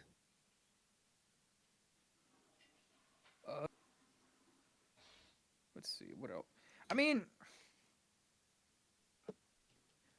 I didn't think there was any, like, oh, Rudy is just overthinking it. It's like, it was obvious from a mile away. It's like, she's here to stay. Like, she wants to be here, right? Yeah, I think so. It's like, maybe it's me because I already, like, I'm aware of what happens. Yeah. But it's like, come on, man. Like, you know why she's here. Like, you didn't have that special moment only for, like, we all know, we see it all a mile away that she's gonna join. He already has 2 wives. Like, there's no way that Eris ain't gonna be the 3rd. I just love how adorably shy she is in the beginning. It's very cute. And it's like, don't break me in half. I'm sorry, don't break me in half. Yeah, and then she just turns into an animal in the sack. She's just like, ha, ha. I'm like, oh my god. Listen, touch starvation it's is like real. Rudy's is as terrified of that like animal, but like when it's just normal, because he has PTSD from her punching him all the time. It's very funny. Yeah, but then but she is also very different as an adult than she was as a kid now. Yeah, but like he has that, but he doesn't know knowledge of her. Yeah, exactly. And it's just like she could hit me even harder now. So I gotta be really careful with her now, especially stuff 2 wives. She's pissed at me. If she hits you, breathe wrong, she's gonna kill me. If she, with all that training, if she hits him now, his head's coming off. Yeah. It'll be a bloody mess, and her head will go from, what was it, kind of more scarlet-like or whatever. Like, I don't know exactly the shade of red it is, but all right, it'll go crimson. You guys ready to find out some more stuff from? You guys ready to find out some more from Orsted? Yeah. All right. Oh baby. Here we go. Chapter 12, The Summons. Dear Rudius Greyrat, I hope this letter finds you recuperated and your mana regenerated. I want to discuss our next steps. I will be waiting for you in your cabin at the outskirts of Sharia. Due to certain circumstances, it would be preferable for you to come alone, Orsted. After reading this brief letter, I asked Aisha to make me breakfast right away. I ate a good, solid meal, then returned to my room to get dressed. I tried to pick my very nicest clothes, double-checking with Aisha several times to make sure I looked okay. And then, with Aqua Hartia in one hand and my diary from the future in the other, I walked out of the house. Zenith happened to be out in the yard playing with our pet treant Bite, so I called out, "I'll be back soon, Mother," as I left. She vaguely waved her hand at me in response. It almost looked like a "see you later" gesture. At her side, Bite wiggled his branches as well. I hadn't said a word to Sylphie or the others. I knew they'd want to come along. But the letter told me to come alone, so that was exactly what I was going to do. It's not like I was going off to battle this time, anyway. I couldn't say that I completely trusted Orsted. Not yet, anyway. But this letter had showed some concern for my well-being, and its tone wasn't unfriendly. Also, Nanahoshi seemed to think he was a decent guy, since she'd opposed my plan to fight him on an emotional level. At the very least, he seemed more trustworthy than the man god. That was definitely what I wanted to believe. I'm still kind of nervous, though, I muttered to myself as I made my way down a quiet street in Sharia. Every time I passed a puddle of water in the road, I couldn't help but stop to examine my reflection and make sure I looked all right. I decided to work for Orsted. In other words, he was my new boss, and when the boss called you in for a meeting, you wanted to look your best. Wonder if I should have put on some cologne or something. I had taken a bath this morning, but after the night I'd spent with Eris, it was very possible there were some unfortunate smells lingering on my body. What exactly was the boss going to think if I came into his office stinking of sex? I couldn't imagine he would fire me on the spot, but it might leave a bad impression. That was the last thing I wanted right now. Orsted was the only person who stood a chance to find and defeat the man god, and supposedly he was going to make it happen someday, with the help of my descendants. Sucks to be the man god, but he was the one who'd betrayed my confidence first, so whatever. I wasn't about to sympathize with a guy who'd kill Roxy and Sylvie to protect himself. I was Orsted's pet dog now. I'd wag my tail for him and bare my fangs at his enemies. That was the only way I could protect my family. All right. Having confirmed my resolve, I headed for the outskirts of the city with quicker, more confident steps, while carefully avoiding the muddy water splashed by the passing carriages.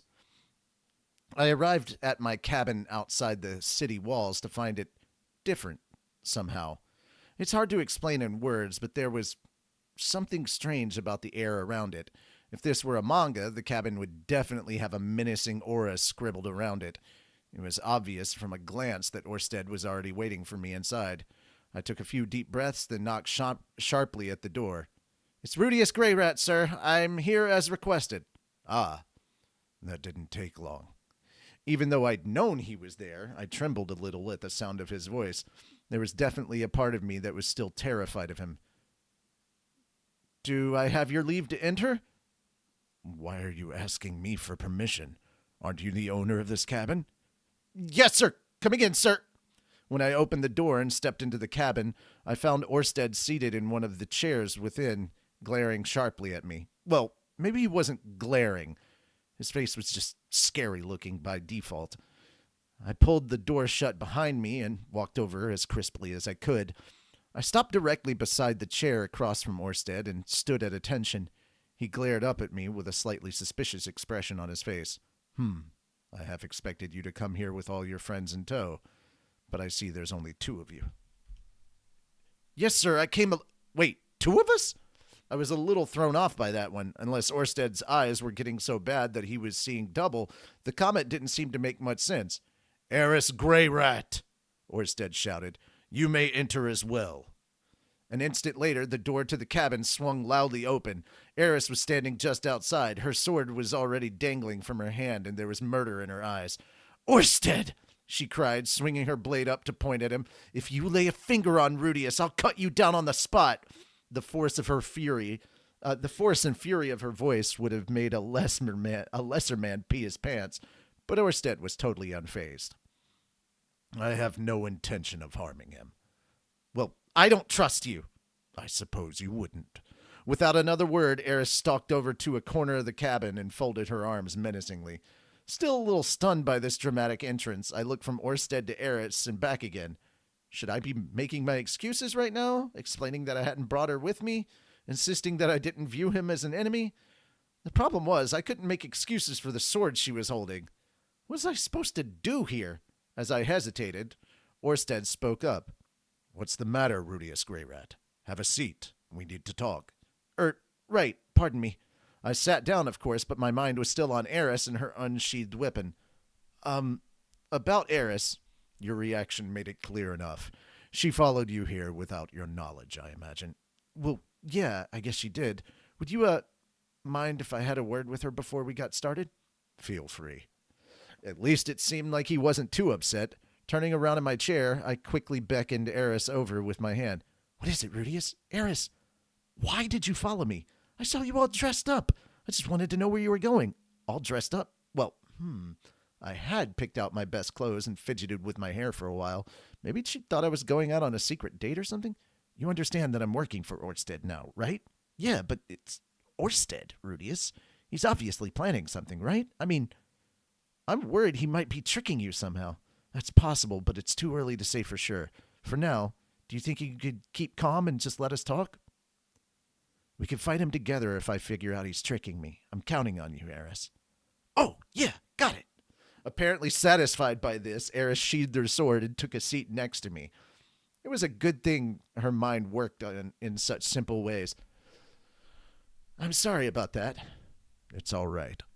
It seems that Eris has a very hard time trusting you, Sir Orsted, but I suppose that's just the curse at work. Orsted's eyes seemed to flash at that. Who told you about my curse in the first place? The man god. He claimed you suffer from a number of them, actually. I answered honestly and without hesitation. I had prepared myself to tell Orsted everything about my conversations with his enemy. I see. Orsted raised a hand to his chin and turned his gaze upward for a moment. The ceiling of my cavern wasn't much to look at, so it seemed like he was just thinking things over. First things first, allow me to fulfill my promise to you. Huh? Why do you look so surprised? I'm not like your former master. I keep my word. That's nice to hear, but I'm just wondering what he's talking about. Did he promise me something at some point? I'm speaking of my method to protect your family from the man god. Oh, of course. How did I forget that? I guess I hadn't thought of the whole agreement as a promise exactly. It felt more like a contract. You know, the kind you use to sell your soul to the devil. But then again, the provisions of the contract are basically just a bunch of promises, right? Sure. Are you sure? I haven't actually done anything on your behalf yet. Yes, but I imagine you wouldn't be able to focus on any task if you're constantly worrying about your family's safety. Well, yes, that's true enough. Huh. He was actually being kind of considerate here, wasn't he? And expected such friendly treatment right off the bat, to be honest. I was expecting him to order me around sternly. Then man had a scary face, but he seemed like a surprisingly good boss. I couldn't understand why Eris was still glaring at him so fiercely. In that case, what specific method did you have in mind to protect them? It's nothing too complex. You need only summon a guardian beast with a strong destiny and order it to keep them safe. I see. Unfortunately, I don't know how to use summoning magic. Very well. I'll draw the magic circle. You can just channel the mana through it. Oh, that works then. Sorry for the bother. A guardian beast with a strong destiny, huh? In other words, we'd have a guard dog protected by the laws of causality. Will that really be enough to keep them safe, though? The man god has no influence over anything but humans. In addition, he can't manipulate many individuals at any given time. As long as we are taking action, he should have his hands full trying to stop us. Given his personality, this should be more than enough to protect your loved ones. Oh, good. Now we were psychoanalyzing the guy. That bit about him not being able to influence many people at the same time was interesting, though. It implied he could control at least a few simultaneously. Had he been meddling in other people's lives while he was messing with me? However, you mustn't let your guard down. The man god is devious and unpredictable. Don't leave everything to the guardian beast. Make sure you're there for them as well. To be honest, those words sounded kind of wrong coming from Orsted's mouth. He just didn't look like the kind of guy who'd remind you to spend time with your family. Can't judge a book by its cover and all, but seriously. Anyway, since he was willing to prepare this summoning for me, I'd gladly take him up on it. Now it was time to get down to business. To defeat the Huns. I had to. There were all sorts of things I wanted to ask. Yeah! There were all sorts of things I wanted to ask Orsted, of course, but I needed to keep up my end of this bargain as well. It couldn't hurt to proactively ask what my orders were. All right, then. What is it you'd like me to do for you from now on? Don't you have questions for me? Hadn't expected him to push back like that. Sure I do. Lots of them. Why aren't you asking them in that case? Well, I didn't want to pester you too much, I guess. Orsted let out a sigh and shook his head. You are my ally now. In other words, I'm your subordinate, Sir Orsted. I think we should keep the chain of command nice and clear. The man had beaten the living crap out of me, and now he'd thought up ways to protect my family. Even I wasn't shameless enough to pretend that we were equals in this relationship. Very well, if that's what you prefer. But regardless, the two of us will be working together to defeat the man god. It's important that you learn everything you need to know. Okay, but what if I turned out to be the man god's spy or something? For all you know, I could start feeding him information every night. I trust you, Rudius Greyrat, Orsted said, staring at me firmly in the eyes. You risked your life for the sake of your family, and that has earned you my respect. Wow, you're going to make me blush. I mean, I guess I had been pretty desperate back then, sure. And if that was good enough to make him trust me, I certainly wasn't complaining. Might as well take him up on his offer. What did I want to ask him? A few things came to mind immediately.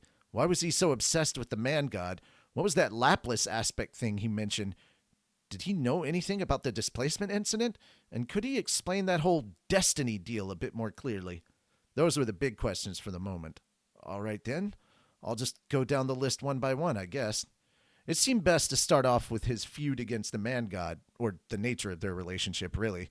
Then again, I probably needed to hear more about Orsted himself before I could get to that. Could you tell me more about yourself, Sir Orsted? You want to hear my story? Yeah, if you don't mind.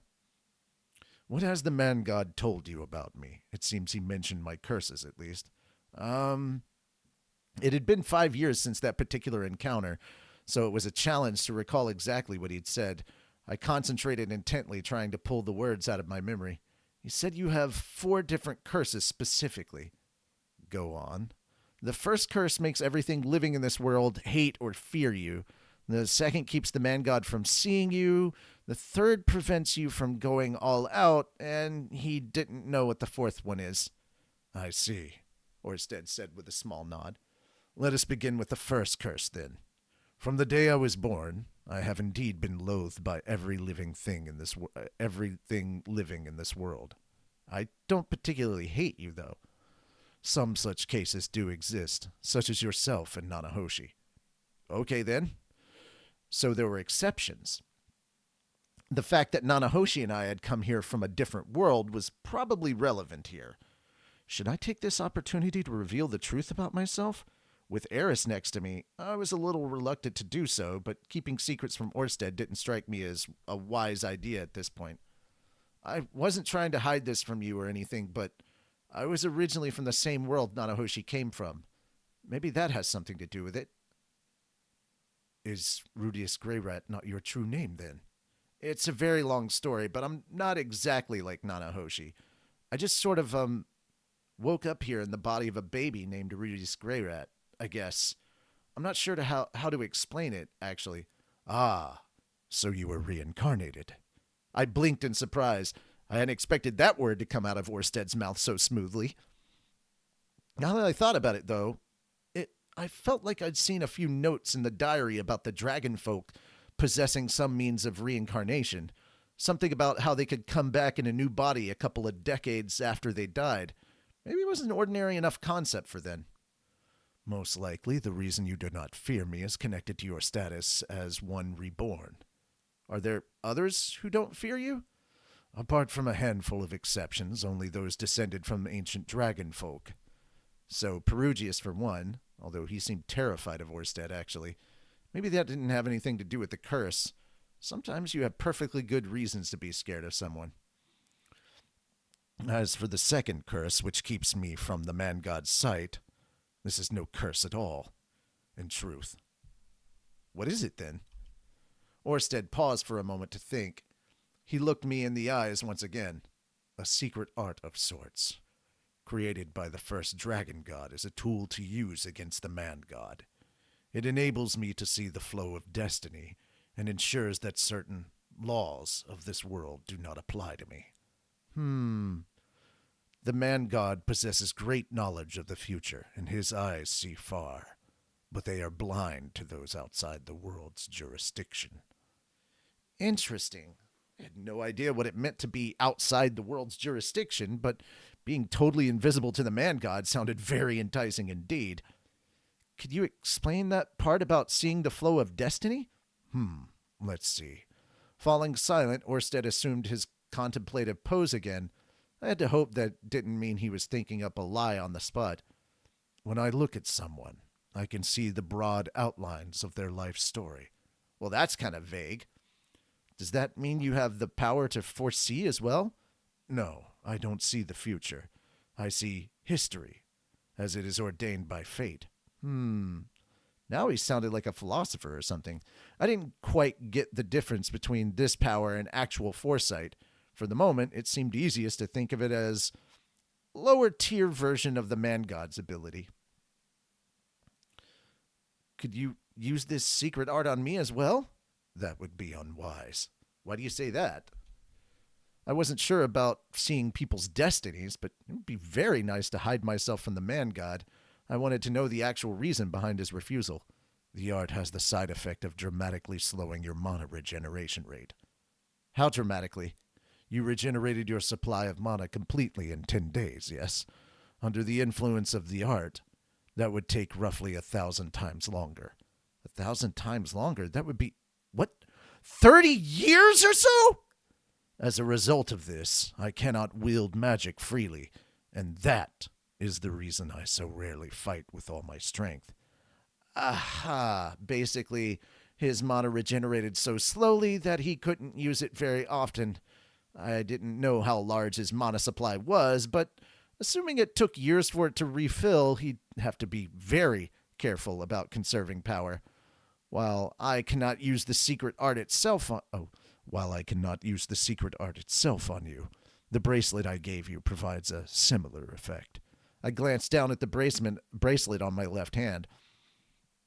Apparently it was a man-god jamming device of sorts. So this doesn't have any side effects. Maybe if we mass-produced it? I would have done so already if it were possible, and removed my curse as well. Right, kind of a dumb question. I used a considerable amount of mana in my battle against you, Orsted continued. I will be unable to fight with all my strength for a while. Huh? Wait, really? But you took me out instantly. Oh, man. I was forced to resist direct hits from your magic many times, and ultimately to draw the God Blade, said Orsted, his tone of voice distinctly bitter. It cost me a great deal. From my perspective, he'd beat me into the dirt without breaking a sweat, but apparently I put up a better fight than I realized. A solid effort, if I do say so myself. Ho, ho, ho! In any case, my supply of mana is quite low at the moment. Accordingly, I will need you to take action in my stead. Right. I'll do what I can. So I was working off the cost of the damage I'd done, basically. That seemed fair enough. On another note, Sir Orsted, can I ask why you're fighting against the man-god? Ah, yes, there is that. Orsted glanced sideways, gazing at nothing, his tone somewhat reluctant. I had noticed a lot of these thoughtful pauses in this conversation. Was the man lying to me after all? I didn't want to think so, especially after hearing that he trusted me, but then again, it would be odd if he trusted me completely at this point. There was a good chance he was feeding me some simple falsehoods for now, and reserving his final judgment until I'd proven myself reliable. The man-god caused my father's death. Oh? Revenge, huh? Definitely a classic move. It was the same thing that had motivated my future self to try and kill the man-god. It would be easy for me to scoff at such desires at the moment, since no one I loved had actually been taken from me, but that diary made it very clear that I wound up living for vengeance in that timeline. In addition, his destruction was the dearest wish of the ancient dragon folk. All of the dragon gods have existed solely to pursue that goal. Okay, so there was some cultural sense of duty involved as well. Wait, all of the dragon gods? How many dragon gods have there been? I am the 100th, it seems. And the 99 who came before me all devoted their lives to bringing down the man-god. Wow, okay. However, only a dragon god of great strength and pure blood truly stands a chance to succeed in his task. Orsted's sharp, shining eyes fixed themselves on mine. After a moment, he continued in a calm and steady voice. It was for that reason that my father, first of all the dragon gods, reincarnated me into the future. What you think about this so far, guys? Yeah, we're getting juicy information. He was reincarnated into the future. Back to the future, Rudy. When this dragon god hits 88 miles per hour, you're going to see some serious shit. No, we'll be violating the speed limit. What the hell is a gigawatt?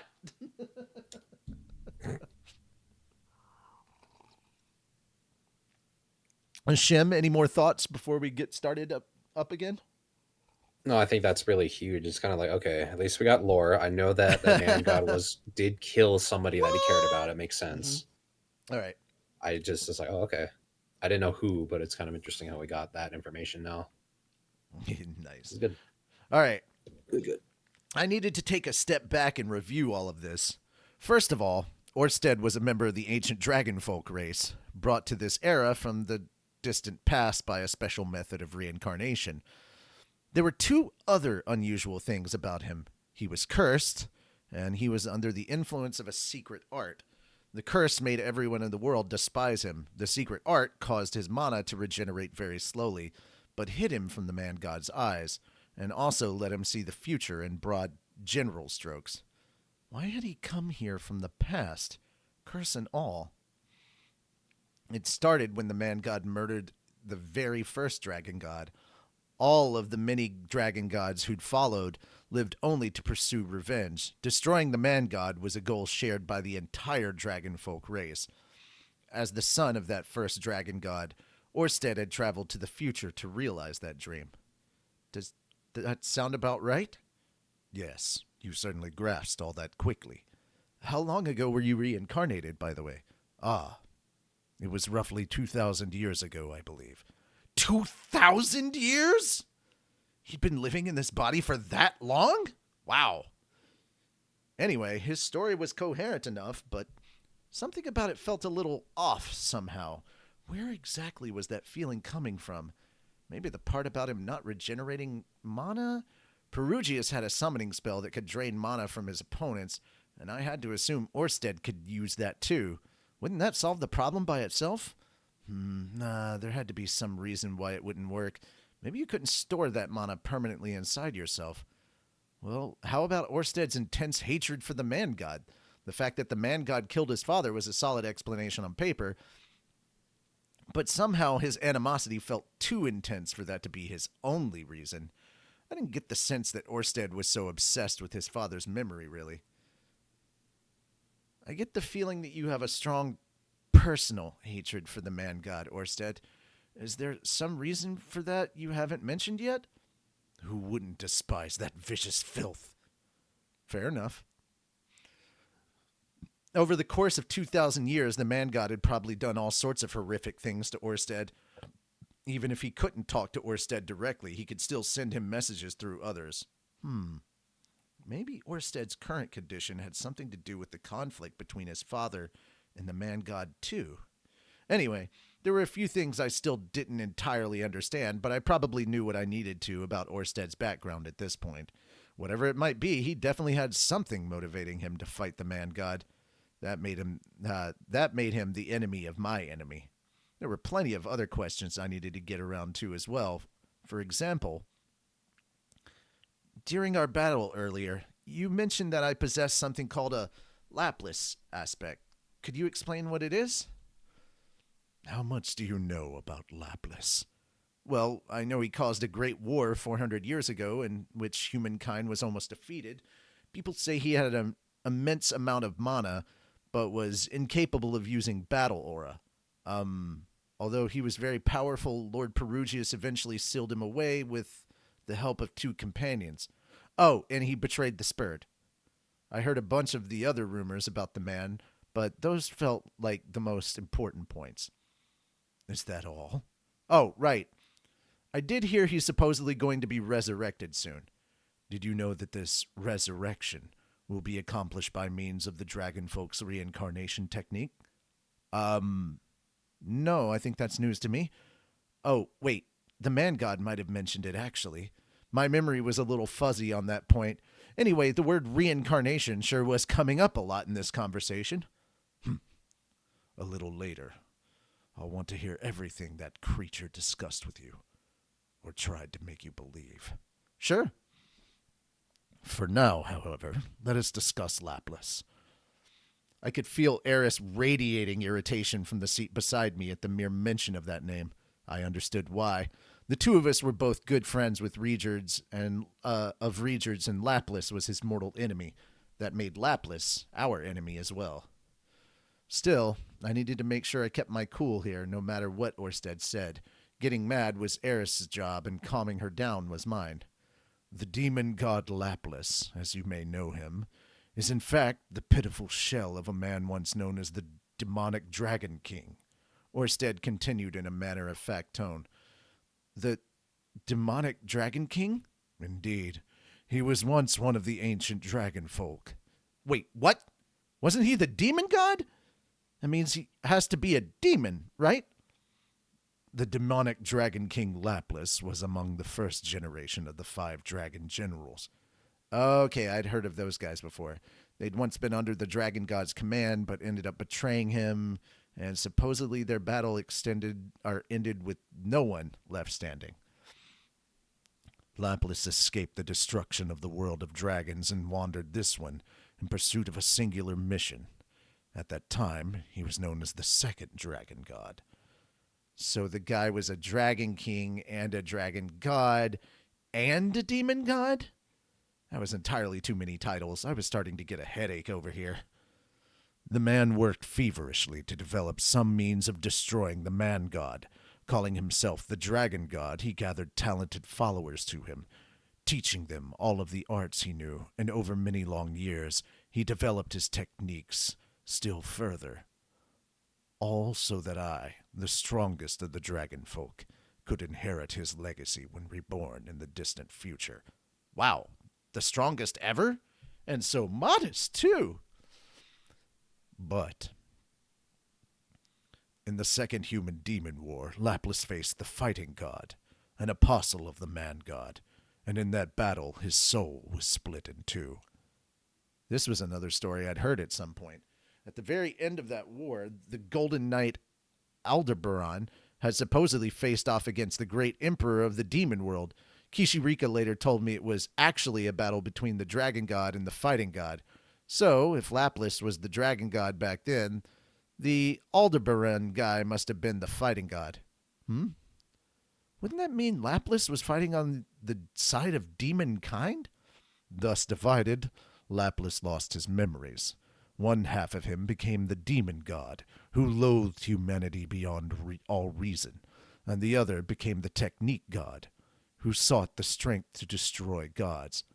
Oh, now the demon god was finally making an appearance, along with the technique god. I seem to remember he was the top-ranked member of the 7 great powers. Huh? Wait, so the technique god is also Laplace? Indeed.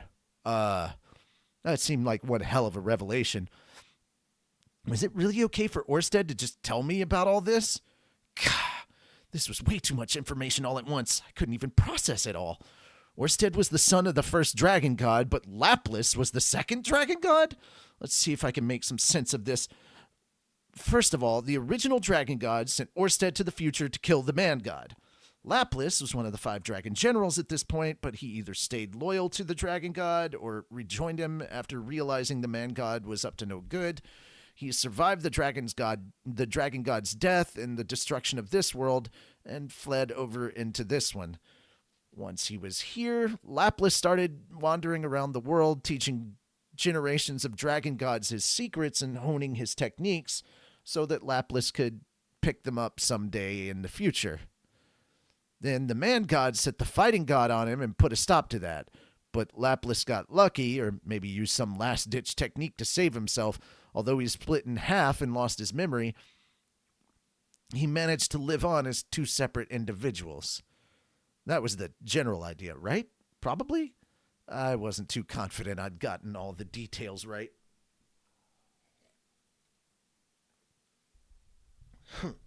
I looked over at Eris, who had a big, irritated frown on her face. I recognized it as her standard. I didn't understand a single word of that expression. It was a bit of a relief to know I wasn't the most confused person in the room. Orsted wasn't done talking yet, though. The demon god Laplace, stripped of his draconic essence, retained two things: the belief that his purpose was to slay all humans, and his enormous knowledge of of magical arts, and so he united demon kind in order to eradicate humanity.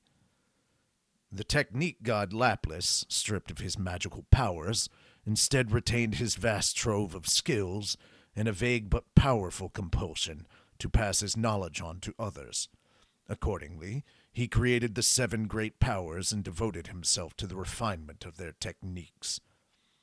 The technique god created the 7 great powers? I think I'd heard about this before. It did make some sense, since he was number 1 on that list. Wait a second, though. Wasn't the second human-demon war like 500 years ago or something? How do you know all this, Sir Orsted? By the time you were reincarnated 2,000 years ago, the second human-demon war had been over for a very long time. Laplace had already lost his memories, right? Who could possibly have told you his story? I discovered Laplace's personal writings in an ancient dragonfolk ruin. Oh, I see. The man must have kept good records before he lost his memory. Too bad neither of his current selves have ever stumbled across them. Now then, shall we return to the matter of your abundant mana supply of mana? Please do. The first dragon god created something known as the reincarnation art. It is a means of sending your soul into the future and taking over the body of another being as a form of rebirth. The way he'd phrased it, that felt a little disturbing. However, the body and the soul are normally all but indivisible. A foreign soul would be rejected by the body instantly, causing the art to fail. It was for this reason that the first dragon god injected elements of himself into a number of individuals. The children of those people inherited these aspects of him and were altered very slightly by them. His plan was to produce an ideal vessel for his soul, even if it took him hundreds of thousands of years of slow and steady changes. The reincarnation itself occurs when a body perfectly suited for his soul is conceived. You then take the place of the soul that would have otherwise been born and emerge a new infant. A number of the dragon folk have come to this era by means of this very technique. Perugius is among them, although he remembers nothing of his last life, as he left it while still a child. So reincarnation involves stealing the body of a baby, basically, overwriting its soul. I stared down at my hands. I'd been reincarnated myself. Did that mean I'd stolen this life from the real Rudius Greyrat? Are you still listening to me? Huh? Oh, yes, of course. As I looked up, I found that Orsted was studying my face closely. Let us return to the story of Laplace. The demon god had lost his sanity at the moment of his sundering, but it seems he remembers the details of the reincarnation art, or perhaps found some record of it. After Perugius defeated him, but before his body was sealed, he released many aspects of himself into the world, and sent his soul into the future. In the present day... Oh, no, this is still Orsted, sorry. In the present day, individuals who bear these aspects and share certain traits with him are appearing in increasing numbers. Some possess large supplies of mana and a great proficiency for magic. Others are born with green hair, or even possessing demon eyes. I knew someone who met a lot of those criteria. Green hair, lots of mana, and a knack for magic. That was everything except the demon eye. Does that mean Sylvie has an aspect? Yes. Sylviette is one of those I was referring to, although her hair seems to have turned white now, for some reason. But she's not actually the reincarnation of Laplace, right? Of course not. He could not possibly be reborn as a woman. It was a bit of a relief to hear that, but now that I thought about it, there was a likelier candidate than Sylvie to consider. You think I have an aspect too, right? Almost certainly. A body capable of containing that much mana could not have come into existence otherwise. You know, I always thought I increased my mana capacity by training hard as a kid. That's also true, of course. Your body merely had the potential to hold vast quantities of mana. Had you not practiced magic from a young age, you would likely have ended up with only a little more than an ordinary person, much like Sylviette. Your enormous mana capacity is the result of your own hard work, and you have every right to take pride in it. Was that a compliment? Maybe I should be puffing out my chest a little. Just to be clear, I'm not the reincarnation of Lapis either, am I? No. It will be decades before he's reborn, I suspect. Well, that was good to know, at least, and I was relieved to finally have a clear answer about why I had so much magic to throw around. I felt a little guilty about the fact that I was basically borrowing Lapis's powers, considering my friendship with Regerd, but hey, it's all about how you use it, right? To be honest, there was something else that was bothering me more. Orsted watched me in silence for a while, then let out a small sigh. There's no need to feel guilty. I know that you're reincarnate yourself, but no, Rudius Greyrat exists within my memories. Could you elaborate a little? Those who inherit a Lapis aspect often possess great magical potential even as an infant, and your body is capable of containing a particularly great amount of mana. It would be no surprise if a fragile newborn soul failed to tolerate such a host. Sorry, what does that mean exactly? The child would likely have been stillborn had you not assumed its body. Oh, well, okay then. As long as I hadn't murdered the real Rudius, I didn't want to think I'd stolen a life with this much happiness in it, you know? But if the alternative to my arrival was Paul and Zenith mourning their firstborn child, then it was all for the best. It was time to put this depressing line of thought behind me. I was the son of Paul and Zenith, the one and only Rudius Greyrat. With that matter settled, I decided to move on to my next burning question. I've heard that the displacement incident happened as a result of Nanahoshi being summoned. Do you think you could explain in more detail? There is a great deal about those events I don't yet understand. No such thing ever happened before. Well, I'm a reincarnate, and I was close to the epicenter of the disaster when it took place. I feel like there's some chance I caused it somehow. What? All of a sudden, Eris reached under the table and grabbed my thigh. When I looked over, I found her staring at me and subtly shaking her head. In an attempt to reassure, I reached behind her and began fondling her butt. Her rear, both soft and muscular, offered an exquisite tactic. Ow, ow, ow, ow, ow, crap, my thigh! No pinchy, no pinchy! I cannot deny the possibility, I admit. You, Nanahoshi, and the displacement incident are all new additions to history. God, I thought she was going to rip an inch of muscle right out of my leg.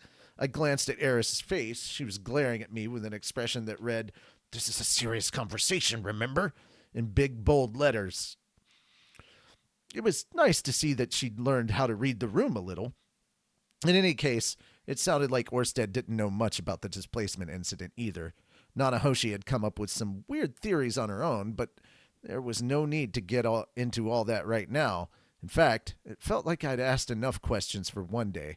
My head was about ready to burst with new information as it was. If I kept this conversation going much longer, I wasn't sure I'd even be capable of understanding anything Orsted told me. Better to pick things up where I'd left off some other time. I don't know how useful it will be, but I have some information from the future that I wanted to show you. You do? Yes, I think so. Take a look at this. I handed the diary from the future over to Orsted. He flipped it open and quickly skimmed through the first pages, but after a few moments, he looked up at it with his brow furrowed. It will take some time for me to read all this. The handwriting is rather poor. Well, that's okay. Was my handwriting that crappy? Oh, sorry, wrong word for emphasis. Was my handwriting really that crappy? Nanahoshi had said the exact same thing. Anyway, it wasn't fair to expect great partnership from penmanship from a diary, but I'd have to take things nice and slow next time I wrote someone a letter. Oh, right, before we get into that, can I ask you about something else? What is it? I paused for a moment. Was it a good idea to even bring this up?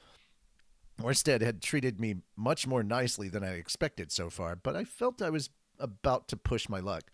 You see, sir, there's no need for formalities. Well, Orsted, sir, I'm going to be your subordinate from now on, correct? Yes, so long as you accept that role. Right, so, this is very awkward, really, but I glanced over at Eris, then continued. Could we discuss the terms of my employment? Your employment? Right. I've got a family now, as you know, and if possible, well, I'd like to have some time off to spend with them, every now and then at least. Don't get me wrong, I was ready and willing to work my butt off for this guy. That said, sometimes you need a break to remind yourself what you're working for, right?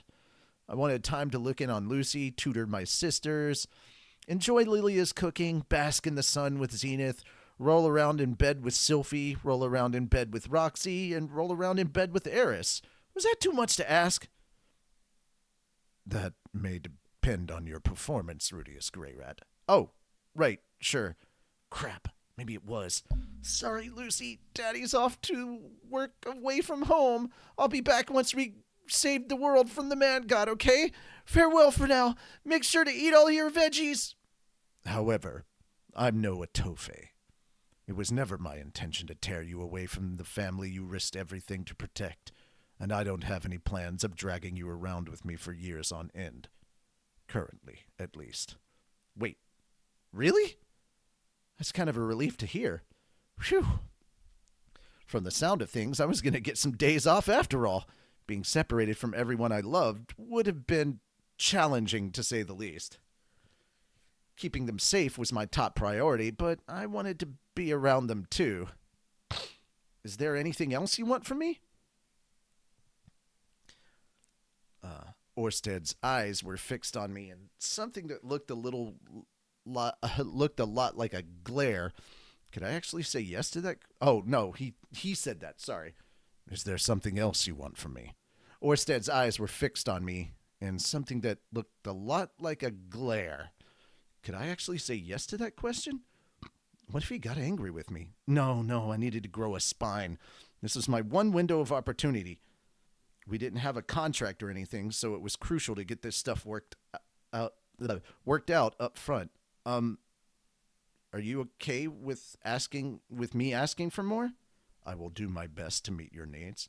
Oh, that sounded promising. Would asking for a salary be taking things a bit too far? I mean, I wasn't that unreasonable. If you want someone to do a job responsibly, you pay them for it.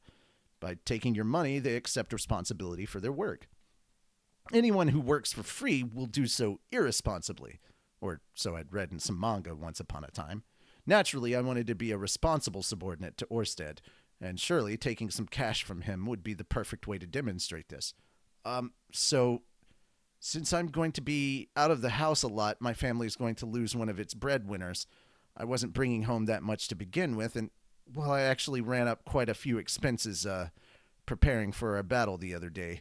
We still have some savings for now, but I could see them running out at one of these days. If I'm not working, we'll probably have to cut back on our dinner menu a little, and we've got a bunch of growing kids to... You want money, then? Well, sure, if you want to be blunt about it. As I giggled evilly out of sheer embarrassment, Orsted reached into his coat and pulled something out, which he then dropped casually on the table in front of me. It was a dagger. No, a short sword. In a beautifully ornamented sheath. This is one of the 48 magic swords crafted from the bones of the Dragon King, Kajikut, by the famous demon swordsmith, Julian Harisco. Its name is Eminence, and it should sell for about 100,000 Osseran gold coins or so. That ought to last you for a while. Whoa! Did he just say 100,000? An Osseran gold coins worth? What? Something like that, 100,000 yen, right? So that would be 10 billion yen? A guy can live off that kind of money for the rest of his life. Hell, you can probably build yourself a castle. Do you need more? No, of course not. Holy crap. Was this guy going to expect me to do? What was this guy expecting me to do in exchange for something this valuable? Oh, right. He wanted me to fight the man god. I guess this made me a hired gun. But for some reason, getting paid this much to do the job made it seem a little scarier. There was kind of a practical issue here, though. How was I going to turn this thing into cash? Who the heck was actually going to spend that much money on a single sword? It seemed like the sort of thing the Osserin royal family might do. Maybe I should go squeeze some wealth out of Ariel's brothers. It's just, well, I think it might be difficult to find someone who can afford to pay a fair price for this sword around here. I see. You have a point. Perhaps these would be preferable then. This time, Orsted took out a small leather bag. When he dropped it carelessly on the table, it clattered like pebbles in a can. I picked it up and peered inside. It was a pack full of transparent stones in all sorts of vivid colors. Are these gems? They're magic stones. I picked out a number of small ones with particularly vivid colors. Sell them to any magician's guild, and you'll walk away with a sizable sum. These were all colored magic stones? Weren't those things really rare? Unlike that legendary sword, this wasn't build a castle territory, but I could probably bankroll a good decade of decent living with these. I was starting to feel kind of nervous about accepting all this. I couldn't help shooting an uncertain look over in Orsted's direction. Do you need more? He asked calmly. What? You're not done throwing money at me yet? No, anything would just be scary at this point. No, this should be fine for now. Thank you. I carefully stashed the short sword and the magic stones away. It felt kind of uncomfortable just having them in my clothing. Almost like I was carrying explosives or something. Maybe I could ask Eris to take the sword at least. Very well then, Orsted said with a nod. I'm going to get started on this diary. What do you intend to do in the meantime? I could wait for you to finish. I believe it will take me a full day to get through this. Right. Well, I don't know. It's still pretty early. Maybe we should just continue our conversation for now? It seems that you consider this diary important, so I would prefer to read it first. It was hard to say just how important it really was at this point, but I felt like it was worth having him take a look through it, at least. Orsted had the ability to see the future, but only in vague way. By comparing his knowledge with the details in that diary, there was a chance he'd figure out something valuable. All right, then, I guess I'll head back home for now and come by again tomorrow. Very well. Are you planning to spend the night here, incidentally? I am, yes. Okay, no problem. With a respectful nod to Orsted, I stepped out of the cabin and turned toward the city of Sharia. How many pages are left? 1, 2, 3. Oh, just 3. Then yeah, we'll finish this up. We only have the extra chapter left next week. I'm sorry, I kept going. Nah, it's good. I mean, to be fair, this would be a lot. Doing this would be way more taxing on your voice. I understand your pain, Shim, of jumping back and forth between Rudius and Orsted, of having to go from like low voice to yeah.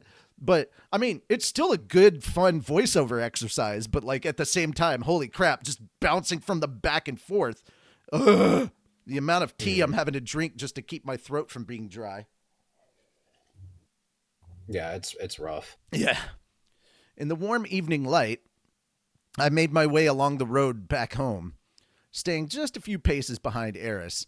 Thanks to all the complicated things I discussed today, my head was feeling heavier than usual. The only thing my weary brain was capable of focusing on was the shapely pair of buttocks just in front of me. Eris' butt really was amazing.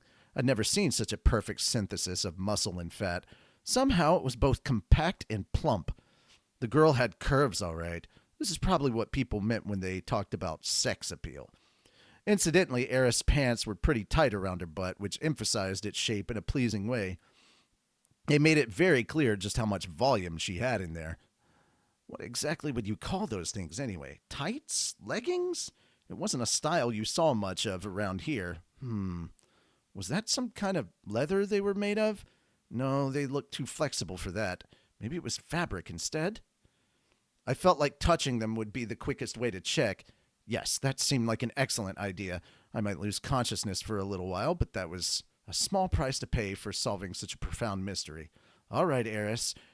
Can you counter my new technique, the grope of light? Rudius? Eris suddenly turned around, and I hurriedly looked up in order to meet her gaze. You're still Rudius, right? As always, there was a cryptic little frown on her face. From her tone, though, I knew she had to be talking about all the reincarnation business we discussed earlier. Yeah. It sounds like I've got that Laplace aspect thing mixed up inside me somewhere, but I'm still the same person I was yesterday. So nothing's really different now, right? Right. I learned a few new things about myself, that's all. I haven't changed a bit. I kept my answers simple and straightforward, with no apologies or excuses. To be honest, I wasn't sure if Eris had been keeping up with my conversation with Orsted. The man seemed to feel that reincarnation was perfectly ordinary. Was a perfectly ordinary, everyday phenomenon. And I'd read enough science fiction in my previous life to make sense of his explanations. But without that kind of background knowledge, it might have been almost incomprehensible. Then again, Eris was about 20 years old now. She was past the age where you could get by without doing any thinking for yourself. There was a part of me that wanted her to stay clueless forever, but that was just a stupid, selfish dream. Eris nodded at my words, although it was hard to say if she really understood them. Do you want me to keep this a secret from Sylphie and Roxy?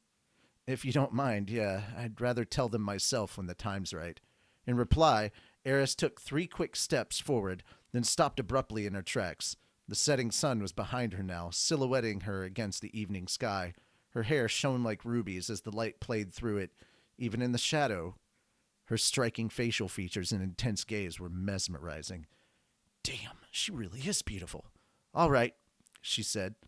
You have to hold my hand then. Eris held out her hand, and I took it without another word. It was as lovely to look at the rest of her. It was as lovely to look at as the rest of her. It was also calloused and a little on the tough side. Very different from Sylvie's hands, or Roxy's. Warm and strong. That hand wrapped itself around mine. I squeezed it firmly back and began to walk. This was the first time in ages that I'd strolled along side by side with Eris. For some reason, it was enough to make me very happy. And when my thoughts turned to the new chapter of my life, that would begin tomorrow, my heart throbbed slightly with excitement. There we go. Oh, this is Eris side story stuff, and it's going to be funny. I can't wait for you to read this next week. This is going to be great. But yeah, we'll be wrapping up volume 15 next week. So, yeah. Great.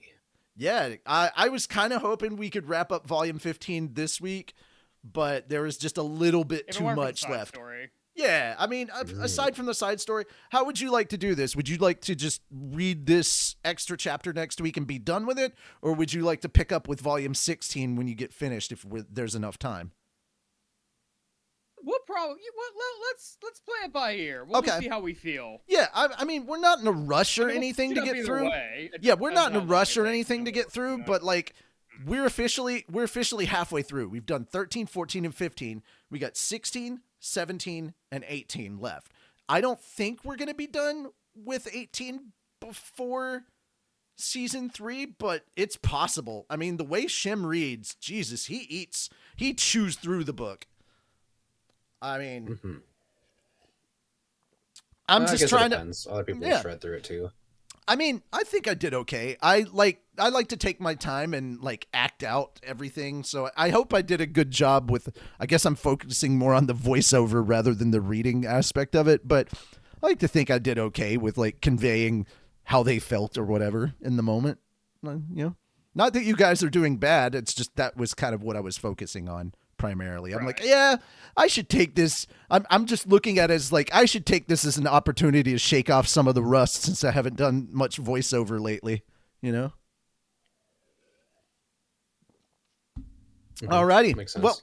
Well, yeah, let us know in the comments what you guys think of the story that we've covered so far. And Shim, as the one who was kind of blind to this going in, what are your final thoughts on all this stuff that we've got? We got the Eris basically dominating Rudy, which is just great. I love that. Little pervert finally got put in his place. And then and then we got a whole crap ton of information from Orsted, and that's going to be really good. Yeah. So, I thought it was a lot in one chapter. I was like, oh, okay. Oh, yeah. There was a lot of lore. There was a lot of good stuff. There was a lot of everything. There's a very good information dump going on right here. Okay, I'm gonna do something kind of cool. I am going to quickly screen share with you guys the a little bit of information. Now, obviously, I think you probably already know this one, Sonic, but here we go. This is the cover of the next book. So, so once again, this goes back to that trailer. You remember that trailer where I was like, oh, there's a library. There's the library. And it's got like some mucus looking stuff all over it. That's volume 16. So if they're showing that stuff, they're covering all 6 volumes in this one run. And so we've got Eris, we've got Sylphie, we've got Rudius, and okay, so there we go. And then Ariel and Luke. So the insert page, we've got Orsted, we've got Sylphie, we've got Luke, we've got Rudius, we've got Eris, we've got Roxy, and Leo, who you've already met before. It's just been a long time, so you may not remember. Yeah, I'm trying to remember like what Leo did. It was like, all right, come on out. Woo! I love the like chibi Sylphie, Roxy, and Eris. That's just adorable. But yeah, so yeah, that's how we're starting volume 16. I'm gonna wait because it's a lot more fun to learn about it, and I'm just gonna be like, oh yeah, you've met Leo before. If you don't remember, it's okay. You'll know when we get to volume 16. That ought to be fun. But yeah, we've got some fun and silly Eris side story stuff to cover next week, and Sonic's going to be taking over, and then we're going to sit down and I guess continue with a Man's Man in 2 weeks. So Schman. I'm looking forward to it. Either that or we could spend the first 30 minutes watching the new episode of Slime and then start the stream over because we can't save any reaction stuff. And then after we give our we do our thoughts and everything on our Slime reaction, we can go to reading the webcomic for A Man's Man. Yeah. Well, no. Oh, you're talking about the week after next. Sorry. Yeah. Well, I mean, we could do both. Here's the thing, guys.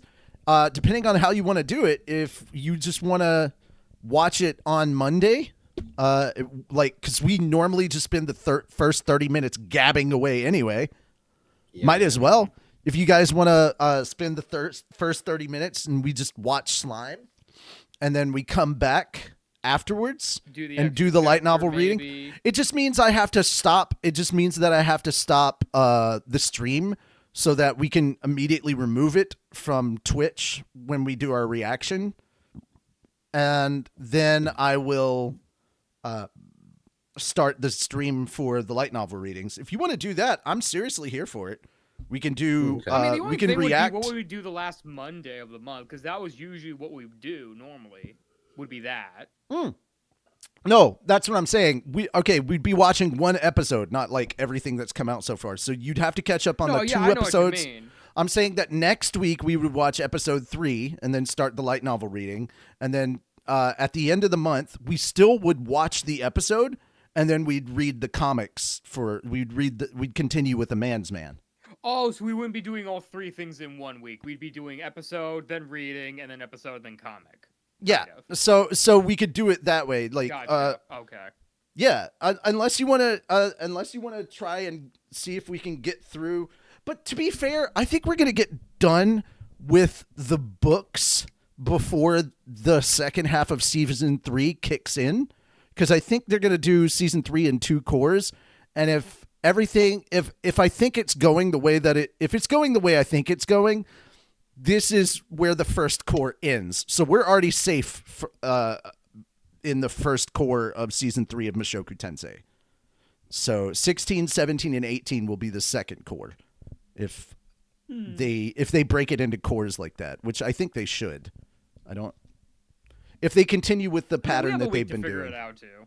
Yeah. I mean, okay. So right now, what we would be doing is reacting to Slime on Mondays, right? Before, at 8 o'clock, we do that. And then we'd give our thoughts, give our opinions, and then we'd sign off for a bit. We'd sign off for a moment. I'd change some stuff around on Twitch, and then we'd start the stream back up again for the light novel readings. So instead of spending the first 30 minutes just yapping, we'd spend the first 30 minutes reacting and chatting about the Slime episode. And then we may have to, when the summer comes around, we may have to rearrange some stuff and figure out how we want to do things, because we'll be doing, I think we're going to try and do Mushoku Tensei and Slime reactions. So we'll have to figure that out. We may have to change when we react to Slime. I don't know. I mean, we could just wait for in the summer, all right, complete, and then do season Slime. 4. I guess depends on which season 4 of which Slime. One comes out first? No, my guy, Slime's out first? right now. Mushoku Slime is out right now. Slime season 4 is out right now. It's 60 episodes for season 4.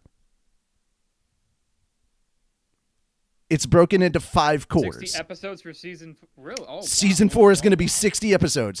Okay, one core is 12 episodes. So we're getting 12 episodes in the spring, 12 episodes in the summer, and then it's going on break. So we're getting 24 episodes just continuously until we reach fall. Then it's going on break. Then we're going to get another batch at a later point in time. But yeah, it's 60 episodes for season 4. They're covering a lot of content. Slime. And then yeah. Mushoku's only going to be 12. No, right? no, the first half is going to be 12. And then the second half so it's of 24 because here's the thing. Season 2 was 24 episodes. Season 1 was 24 episodes, but they split them into cores. So they would have like 12 episodes, and then they go on break, and then like a season or 2 later, the next 12 episodes would come out. And then the same thing happened with season 2. Like it came out in the spring, and then you didn't have any more in the summer, and then the other half came back in the fall. That's how the release schedule was for it. I see. Now, I understand if you're used to catching it after a bunch of it's been released and you're used to just kind of binging right through it. That's how you probably wouldn't know that. Do it. Yeah, that's the weekly stuff. But yeah, I like mini binge it. If we do react to it, I would say just go ahead and watch the first 2 episodes of Slime before next Monday, and we'll pick up with season 3. I know the episodes come out on Friday, so yeah. I think I'll finish up the. I probably have one to finish up the anime. I guess what was it? Actually, I am the strongest. I need to finish that up. I actually probably could get pretty. Well, there's only 2 episodes. There's halfway. There's only 2 episodes of season 4 of Slime that have come out so far, so it's just like 2 episodes of watching to catch up. I also like need to nothing. get caught up on season 3 as well as the movie. Oh, you haven't watched season 3 yet? Oh, yeah, you're gonna have a lot of. That is like the big fight with Hinata, the second fight with Hinata, and then the formation of the dungeon and like the Tempest, the Tempest Founders Festival and all that stuff. Oh yeah, that's really good. I'm probably gonna want to spend some time. Hopefully I catch up with it. I mean, at least I know most of the beats, but it's like I gotta get refreshed on it either way. Beats by Dre. All right, give me a moment. The slime beats, if you were. Oh darn it! He stopped playing 3 hours ago. I was totally gonna rate him, but now we can't. Damn! Damn you! I was gonna. Cube, you couldn't hold out Damn you all to for extra 3 hours, you petty bitch. How dare you? Take some more stamina, drink some more gamer subs. Yeah, dang it. Gamer subs. Take some more gamer subs. I can't believe you've done this, Cube. Shame him. Boo this man. Boo that cube. Boo that cube. Boo that cube. Boo that cube. I almost said boob that cube. Okay, hang on. Okay, so here's the question. Do we want to I am looking for specific tags now for things. Do we want to look for things by voice acting, or do we want to look at things by reading? Good question. You know, I just had an interesting idea. Do we want to make a poll and let chat decide what they want us to do regarding the reading and the reacting? No, the rating. Who I'm rating. Oh, the rating. Oh, never mind. Because I was gonna look up. I was gonna look up either voice actors or reading aloud to see who might be doing something similar to us. But let's see. Yeah. Finally, let's. Oh no. I was looking at tags and just okay. I was looking at my friends too. They're not doing anything like particularly okay. Like our stuff. I'll go back to see who is on from the stuff that we're following. Vaughn is on. Playing Toilet 8? That's okay, weird. Vaughn is on. Ooh, somebody's playing Resident Evil Requiem and it's their second run. Ooh. Oh, Mousy is watching the cyclothon. That's right, the cyclothon's happening right now. Oh. Yeah. Man, time really flies by before those come back around, you know? It's crazy. Nimune. All right. Alrighty. You know what? I think we'll go. Stop. Oh my God, that's hilarious. Just for the title alone, I want to raid them 100%. Oh, Leon, stop! I'm already pregnant. Part 2. VTuber, Femboy, New Zealand, anime, English, autism, ASMR. Yep. Let me quickly preview it to make sure it's okay. We're at a good place. Oh yeah. All right, so we're gonna go ahead and start a raid. Shoot.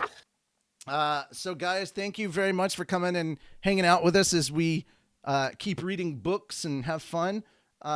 Hope you enjoyed. Hope you're looking forward to next week because it's Shim's turn.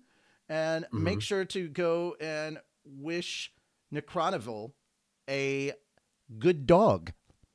Just send him our best and enjoy your Leon because she's playing Leon right now.